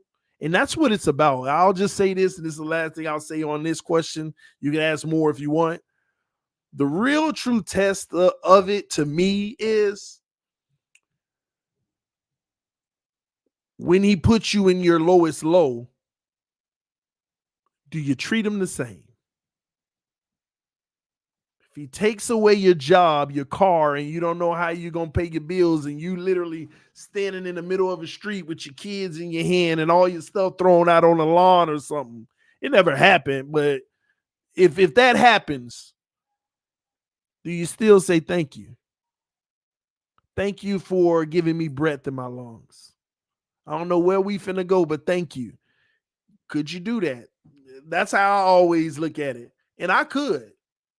I could. I'll be scrambling trying to figure it out for my family, but I could still tell him through all of that, thank you. Thank you for being you. Thank you. I guess that's all I got for you. Um, any advice when your wife and parents hate each other? Again, root cause. You have to do a root cause analysis. You got to ask the 5 whys. Why do they hate each other? Get to that reason, and then is that? Then get to that reason, and why is that? You got to go down the road with that. See, I would be able to do the exercise if you were on the stream. See, and this is the type of stuff we want to do on our podcast, talk about life like this and stuff. But when you ask a question like that, I would rather you be, on the stream, and I may be able to walk you through that. Again, I'm not a psychologist or anything like that. I do have schooling in that area, but I could have that conversation with you. But yeah, you need to ask the whys. Why do they hate each other? What's the friction point? And I would have to walk you through it, bro. I would have to walk you through it. All right. Um he slay on me yet. Will I trust him? Absolutely, TK. Send a link for him. I don't know if he want to come on the stream. Let me see. Any advice for your wife and parents? Steve Ross, you want to come on the stream if I drop the link with your question? Do you want to come on the stream? I'll drop the link if you want to come on the stream. If somebody have like real questions like that I would have to walk you through, the actual how you deal with it. Um, Let me know if you want me to drop the link for you. I don't know where he is, so let me see. Where is he? Steve Rose, I meant. I keep saying Ross. Steve Rose. Yeah, he didn't respond, so I guess not. So, but yeah, that's some I would have to walk you through. Not now. No, not now. That's the whys are personal. I need to work it out first. Yeah, and that's what it comes down to, bro. You gotta go with the whys, and then you need to. And again, like you said, not now. You need to work it out. The whys are personal, whatever it may be. It's hard to really help without knowing, you know. And also, you don't have to come on camera if you were on here. But I wish you the best in that situation. But get to the whys. You know the whys, but then I won't be able to give you that next level of advice unless I know the why. All right. But yeah, but I just feel like everything could be worked on. Everything could be solved. Everything could be situated. It's just a matter of choice at the end of the day. That's a really tough situation to be in. Yeah, it is. It is, but I'm going to tell you this. Without knowing this situation, somebody's wrong, somebody's right. Both could be wrong, both could be right. And that might just mean they need to be able to acknowledge that. And on top of that, if they don't want to acknowledge where they were wrong, they can see a lot of times when these questions come up, trauma is somewhere present. Think about it, adults. If you did something wrong, but you don't care really and you don't want to fix it, there's trauma there, and there's a reason why you don't want to do the humane right thing, the right thing. There's trauma. And a lot of times it goes to the end result of people need therapy. People need therapy. Somebody wrong in that situation, and it could be both. But if they are not willing to reconcile or make do with the situation, it is usually stems from trauma that could be as far as childhood, even for your parents. So you can't dive that deep, but at the same token, you have to identify those things so that you can best understand how to help them. And some things, you just have to let the relationship be what they are. Do you think Tua is safe even if we win most games, even the roster gets slimmed down by cuts? Tua's safe, period. He ain't got nothing to worry about as far as getting cut. Nothing to worry about. It's only choices and decisions that you make can only affect you. To a degree, that's correct. Communications is key. And you have to get to the root of the issue. Yeah, a lot of times these situations, it's a lot of each other talking behind each other's back about their issues, but the person in the middle not bridging it and or being told, no, leave it be. I don't care. I don't want to deal with it and this and that at the end of the day. I'm gonna say this, man. Adults can be very immature. It's just the truth. And it all once again stems to trauma, man. It's oh my gosh, I love these conversations. I just wish that like people could open up on them because it would basically show a lot, man. It would show a lot. I love these are the type of conversations people need to have and be open about them. Because think about it, and this isn't really geared towards you, Rose. But think about it. People want help in a situation that they can't even talk about, you know?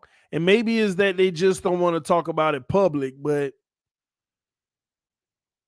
People got to be ready to talk. Not you, but even those people that's going through it, the parent and the wife, you know? So, TD, hurt people hurt people. They do. They absolutely do. But again, when you ask the why, trauma, mental trauma, mental trauma. I am psychologist due to a cheat. I don't know what that means. Elaborate. Change the things that you can change, accept the things you can't. Yeah. Change what you can change, accept the things that you can't change. But don't change who you are. Make sure what you're getting into before you put a ring on it. You can't blame yourself, bro. It's not a reflection of you as a parent. It's just her life choices. I don't know what he's talking about. What did Vic say? Did I miss something Vic said? TD, my daughter is in a poly relationship. How do you support her? All right. First off, I know what a poly relationship is, but in today's world, I have to look it up. Because I want to make sure that I don't get it mistaken because there's so many things. So polyamory is a form of ethical non-monogamy that involves committed relationships between two or more people, typically romantic relationships. So, two or more people. If that's what you're talking about, Vic, say yes or no in the comment section. Essentially, being a relationship means that you and your partner have the option of dating other people. Okay. You and your partner have the option of dating multiple people. Okay. Um, if that's what you're talking about, Vic, your question was, let me see. Let me go back to the original question. How do you support her? This is an easy one for me, Vic. You support her. At the end of the day, it's your daughter, right? And I'm sorry, I don't know, as far as your faith like that, Vic, like where it is or whatever, from that standpoint. So I don't want to, but if we have the same faith, I will say this to you. Her journey is the one God has her on. Your journey of you and your wife, and that's it, is your journey that God has you on. Her journey could be totally different than yours. Support her while God takes her through her journey, no matter how it ends up. And pray for her. And you never know what his plan is and what he has in store for her. And it may be that for the rest of her life. You don't know, but at the end of the day, that's her journey. But that's your daughter. You support her no matter what. And if you have a different view, you don't enforce your view, in my opinion, on her. You just remind her of it. So if that was my daughter,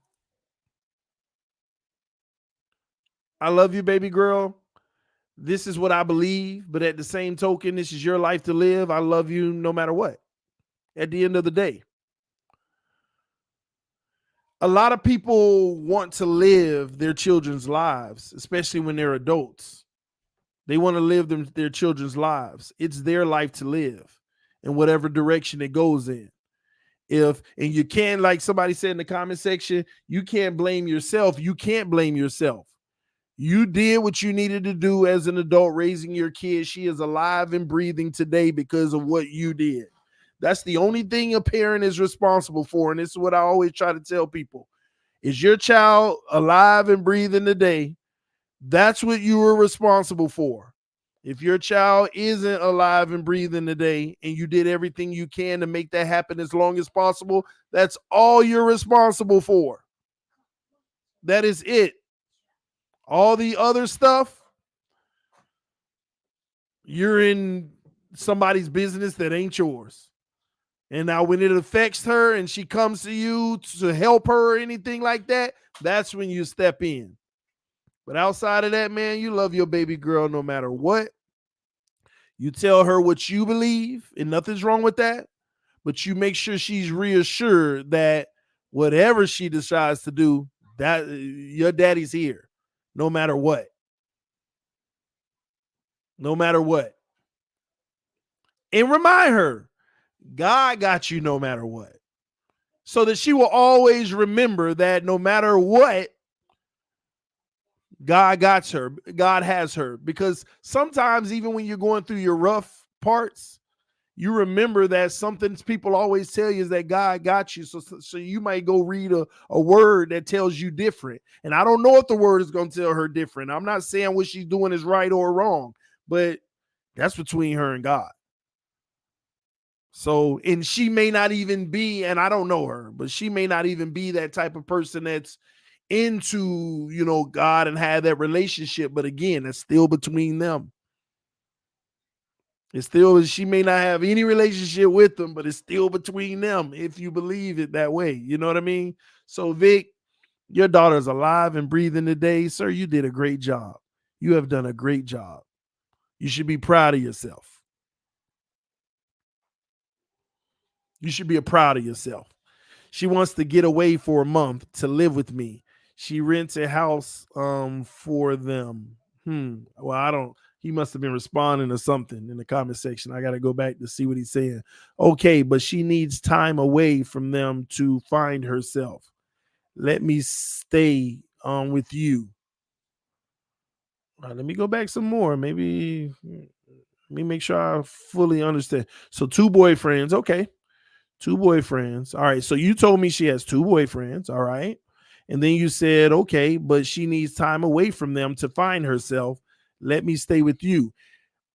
Did she say she needs time away to find herself? And Vic, did you want to come on? Did you want to come on? You ain't got to go on camera. You could give me your voice. That way we ain't got to go back and forth in the chat. It's up to you. She wants to get away for a month to live with me. She rents a house for them. Okay. Yes. All right. Let me drop the link for you, Vic. All right. Copy. All right. I just dropped the link for you, Vic.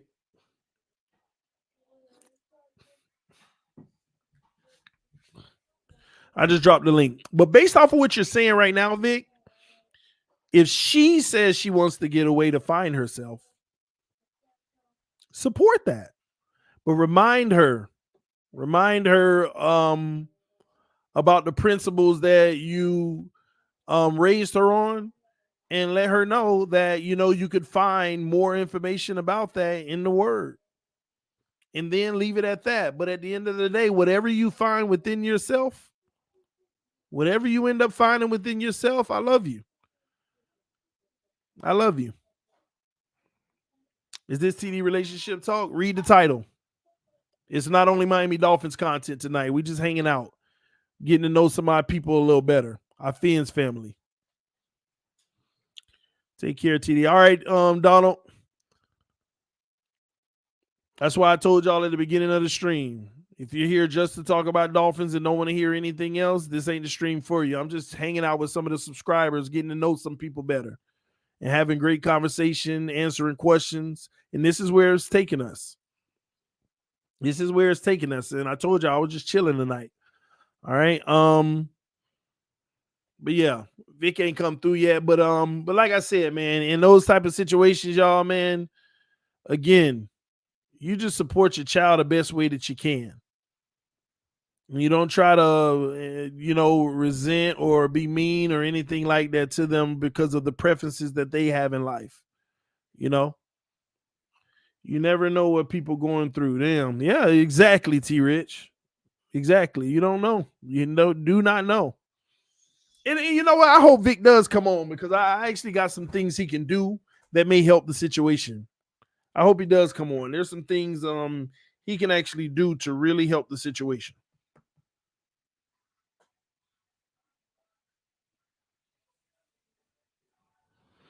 Um, TD is the jack of all trades. I guess. Um, and just in case you don't come on, Vic, because I ain't seen you yet, or he's getting ready to because he stopped commenting. This is what you can do, Vic.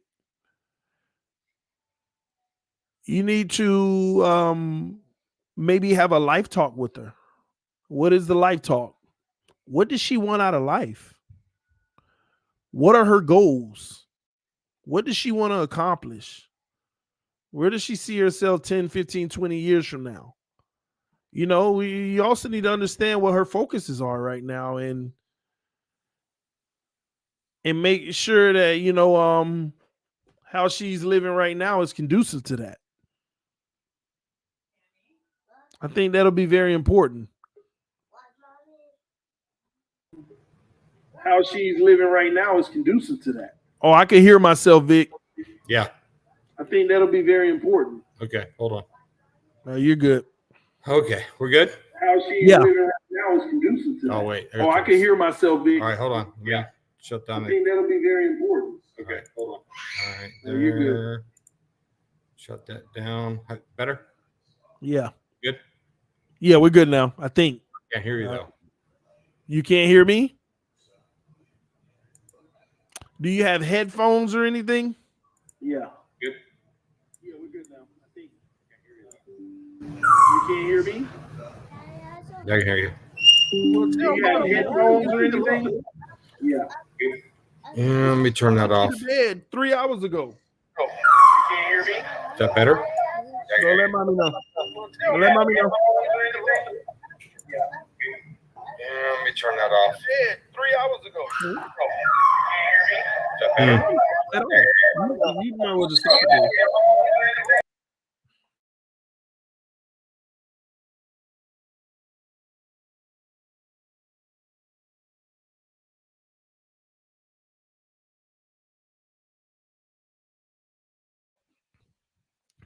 I guess it's not working. TD Dr. Phil. Jim, what's up, man?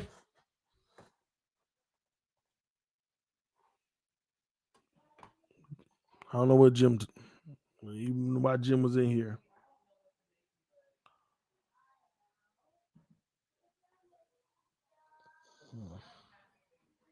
Put the user. Okay, let me see if Vic. All right, you good, Vic? Yeah, bud. All right, we good, man. So talk to me, man. So I'm on laptop because this is a different setting. This is my living room, not the man cave. All right, you good, Vic? Yeah, bud. Oh boy. All right, we good, man. So talk to me, man. So yeah, I think we're still hearing the echo. My living room, not the man cave. All right, you good, Vic? Yeah, bud. Oh boy. All right, we good, man. So talk to me, man. So yeah, I think we're still hearing. Is that me or you? That's you. What's happening is your speaker of hearing me is going through your mic and continuing to recycle. So I'm on a laptop right now. So like it would work if you had headphones for that, I guess.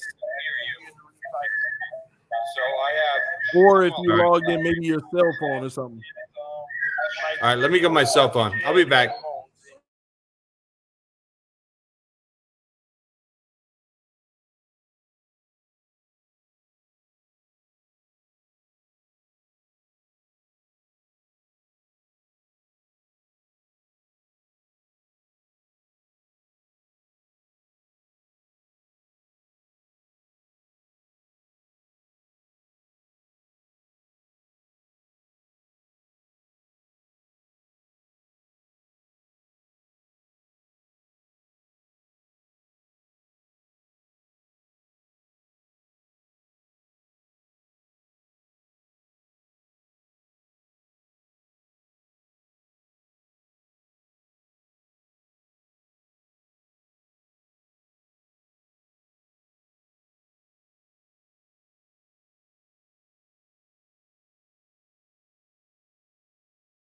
Oh, my bad. I just realized that I'm muted. All right, my bad.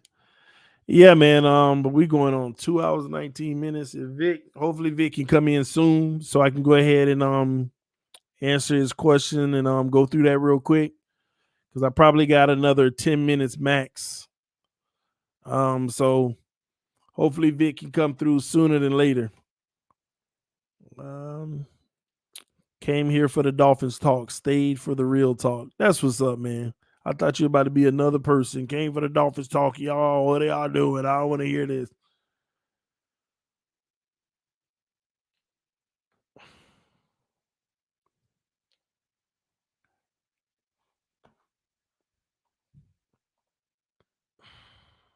Let me see. What is this? Some of y'all ridiculous. TD Real Talk needs to happen weekly. We could do that. You have to do this once a month. You helping people. I might do it once a week, man. I might do it once a week.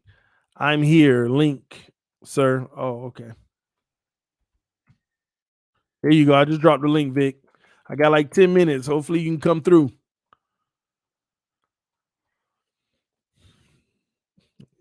We could do it. We could do it once a week if we want.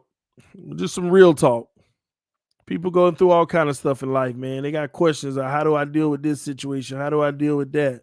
What do I do with this? What do I do with that? All right, Vic, talk to us. What's up, bud? I'm good, man. I'm glad to see you, bro. Yeah, man. So first I want to talk to you about you in this situation, all right? Right. How much does it bother you? No, it doesn't bother me. It's the fact that when the kids, I'm gonna just do generic. Yeah. When the kids come back to you and say, you know what, you need to help me, you need to support me. You know what? I've got a situation where I'm living with these people and I'm not comfortable, even though I'm renting the house that these people live in. And all of a sudden, I'm not comfortable with what's going on. So, can I come live with you for a month, even though I'm paying the rent and it's my situation I started? So, can I live with you for a month and just kind of release from the situation and then regroup after that? So what I'm hearing, and you correct me if I'm wrong, acknowledge me if I'm right. She created the system, the situation basically by getting into relationships, right? Yes.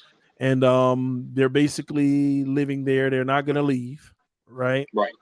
And she's responsible for the bill. Well, here's the thing. It's and again, I'll go right. You know, I'm honest with you, TD.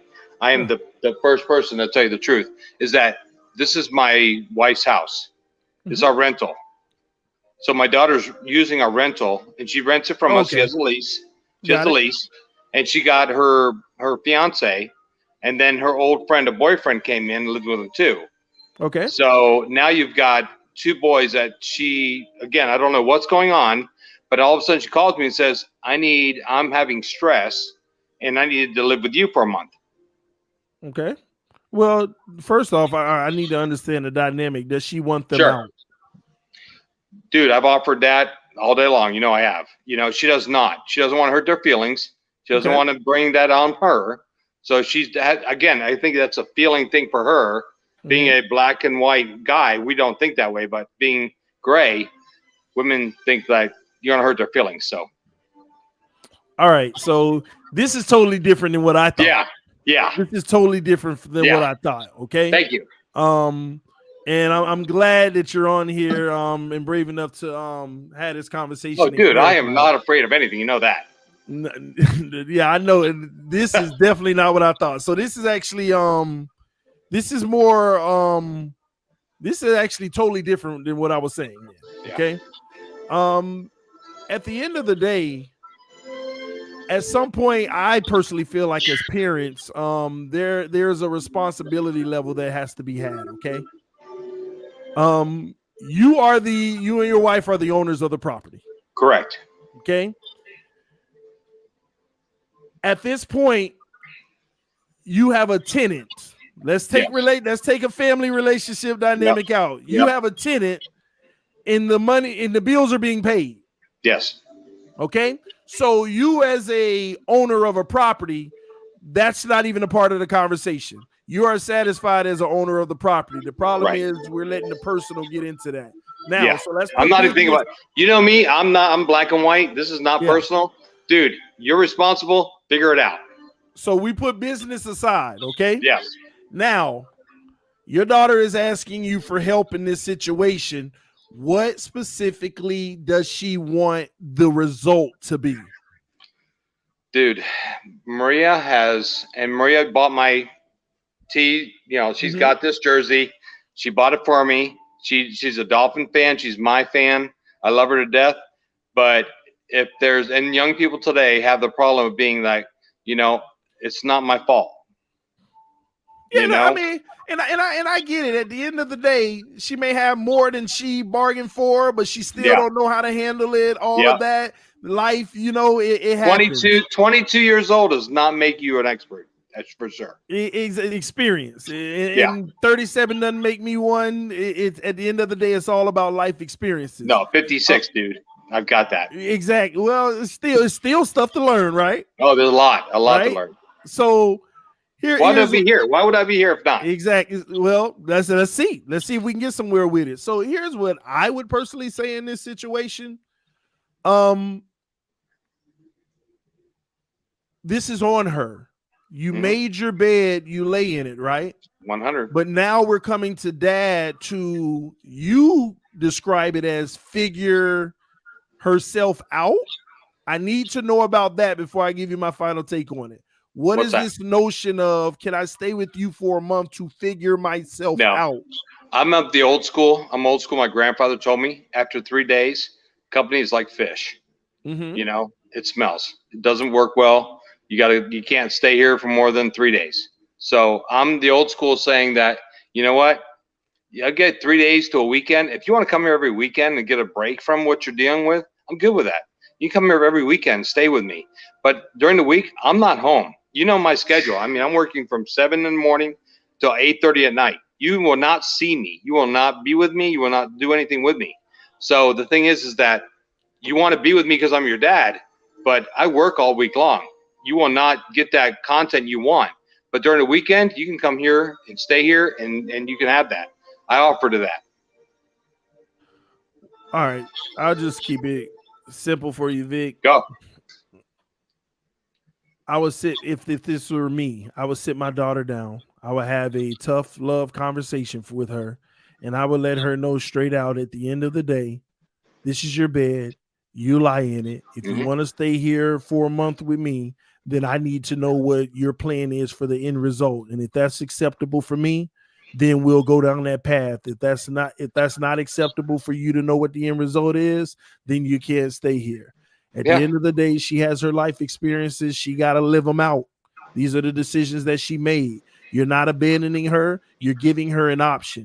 But you need to know the plan of that option and not just go in blindly. This whole notion of, to figure myself out, the whole notion of figuring myself out, that ain't nothing but delayed time. I agree. 100%. That's nothing but delayed time. At the end of the day, you're a 22-year-old nice young lady who needs to be talking about what are you going to be doing in life. And what is she? I mean, is she working now or what is she? She's working full time. Okay. Does she have goals? She's working for Martin Marietta. Is that what she wants to do? No, I think she wants to go to school. She wants to do those things that are good for her. But I think she's made those choices that, I can't do it right now because of things happening. But she also has to want to get out of it. Yeah. She also has to want to get out of it. So at the end of the day, if she's stressed, man, I hate to say this, but because I don't mix the business with family. But in this situation, do you feel like your daughter needs to be saved? No. It's not about that. Needs to be saved. Both of these guys love her. They both would want to be with her. I know both of these guys, and they're not fighting over her. They want what she wants. So she's ruling the roost right now. Then Vic, she got to go live her life. She can continue to live her life with those guys, and at the end of the day, she can figure that out at her own place. Yeah, this is the normal dynamic. If she went and married one of them and lived in a one-on-one household and having kids, you got to sit there and figure it out together, right? Yeah. Instead of bailing out to mom or dad, right? Yeah. I'm good with it, buddy. For me, that is what it is. You know, you can come over and visit as my daughter, but at the end of the day, you got your life to live. Go live it. Now, if we're talking aspirations, goals, and going to school and doing all of those type of things and starting fresh and getting rid of that situation, that's a whole nother story. But right now, this is something she's choosing. Therefore, let her choose it. Let her have her journey. I think she's afraid of hurting. She's afraid of hurting their feelings and saying, "I'm going to pick one or the other." And she doesn't want the fighting, so she wants to come see me and wants to live with me for a month just to see if one of them drops out. I'm an old man, dude. I've been around and seen all this stuff. So, dude, I got this. And I'm like, I'm thinking no. Right now, you need to figure out what you're doing. It sounds like she needs to make decisions, right? Yeah.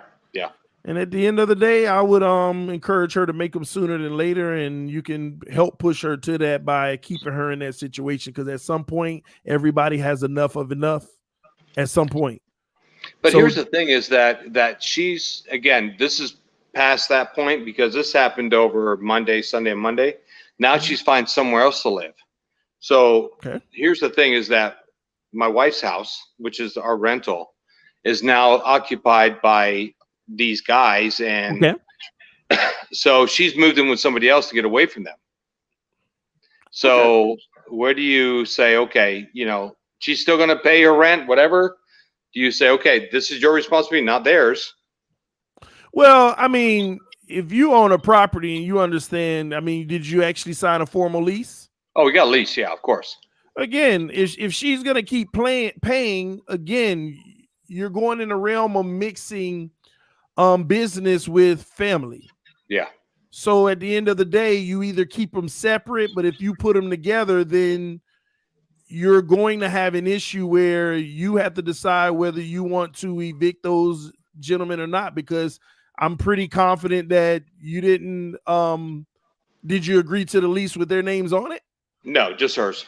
And there you have it. You have people in the residence that are not a part of the lease, which technically, depending on the state laws that you're in, could be a lease violation. And you would probably, you're within rights also to either evict or ask them for their information to qualify them to belong on that lease and make them financially responsible as well. Right. So I get it. And people in the comment section, T-Rich said trespassing. No, once they've been there for a certain amount of time, in most states, they are residents of that property. But you can go through the eviction process if they aren't a part of the lease. So here's the thing, too. Still could be 30 days. Because I know the guys that live there. I know both of them. I know people living in the house. They're good guys. They're not trying to hurt anybody. They want to support her, you know, and they're willing to pay the rent. She's willing to pay the rent. So I don't think anything about the money is going to hurt anybody, but it's just the fact that she doesn't realize what she's done. She doesn't realize how her life choices have affected everybody around her. And that's the young people today, is that when you make a choice, it affects more people than just you. Yeah. It affects everybody. Yeah. And now, but hold on. But again, last thing though. She wants to choose one. You know, I don't think she's made that choice. She's torn, and she is very torn between what she knew in the past and what she has now. So I think she doesn't know. Okay. Yeah. So at the end of the day, I would just say, from your perspective, allow this situation to be what it is. Support her however you can, but you have a functioning relationship that you need to go be a part of and figure out. At the end of the day, you know, we've done our part. At the end of the day. So let it play out, Vic. Let her experience some life, man. That's what I do every day. Let her experience some life, but I would be having conversations more so about her future and what it's going to take to get there. But here's the thing with young people, especially with the economy we're in, if they want to go to college, they can't, because the cost of living is so much. You know, if you got to pay rent, you got to pay electric, and you have a regular job, you can't afford college. But again, that's why that conversation is more important right now, what she wants to do in life, because she needs to be working towards that, though. So, you know, here's the thing. Yeah, here's most thing. Most kids want to go to school and someone paid for it. Like me, the state, government. But if I don't have to work, I can go to school full time. I can't afford that. I can't afford to go to school. So if I can be over $100, $200 a month, I can help that. But I can't afford $800 a month for her to go to school full time and live on her own and rent a place. Yeah, but let me ask you this question. Sure. If she says, Dad, I want to go to school, can I come stay with you? Is that something that would be a possibility? If she would apply herself to do that, we've offered all our kids that option. Of course. So again, but that's why I say the conversation needs to be had, because she needs to remember that those options are on the table. So she doesn't feel like you're abandoning her in any situation. Right. So at the end of the day, as long as it's progressive to her future and her needs and not anybody else's, that's all you're responsible for.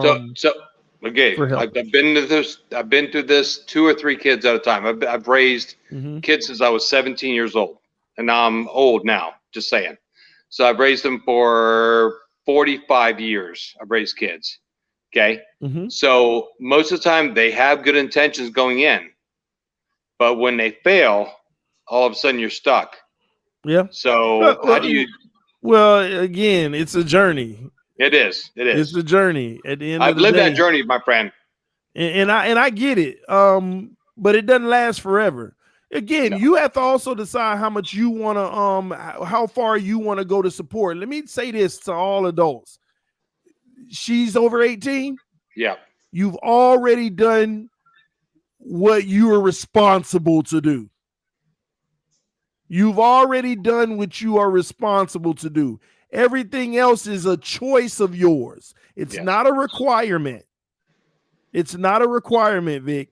So at the end of the day, whether you choose to continue to go down the road of taking care of, protecting, and things of that nature, it's a choice. And if you don't choose to, it's a choice. But either way, you have to make sure that you don't feel bad about it. Either way. I am old school. If you support yourself and do the work and support yourself and help, I would help you every day of the week. Just saying. And let me say this too. Another thing, if she's serious about, schooling and stuff like that, ain't nobody above community college taking those $50 credit hour courses.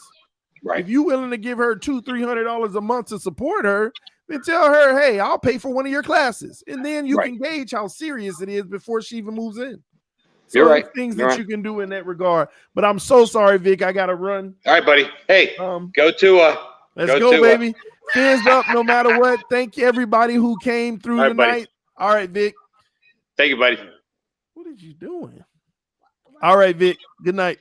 I just changed my clothes. You gotta change your clothes because I see you got stuff on you. Is that like syrup or something? Yes, yeah. Tell everybody bye-bye.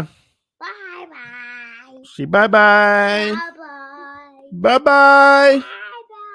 Say fins up. Say bye. No matter what. No matter what. What is all of this sticky stuff on your mouth? Is that syrup? Yes, yeah. Look, bye, man. You're supposed to be in bed. I put you to bed 3 hours ago, and now you up like you never been to sleep.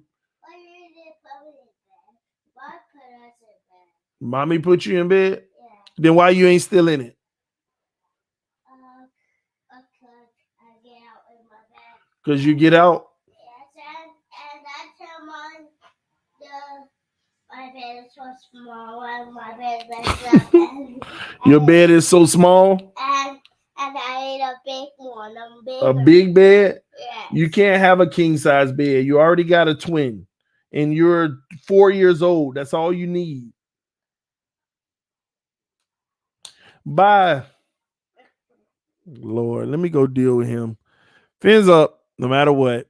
TD Phinstalk, home of the real Miami Dolphin fans. Thanks for having these real talks with me tonight and chilling with me and hanging out. I appreciate y'all, man. I'll see y'all soon. Peace. I am out.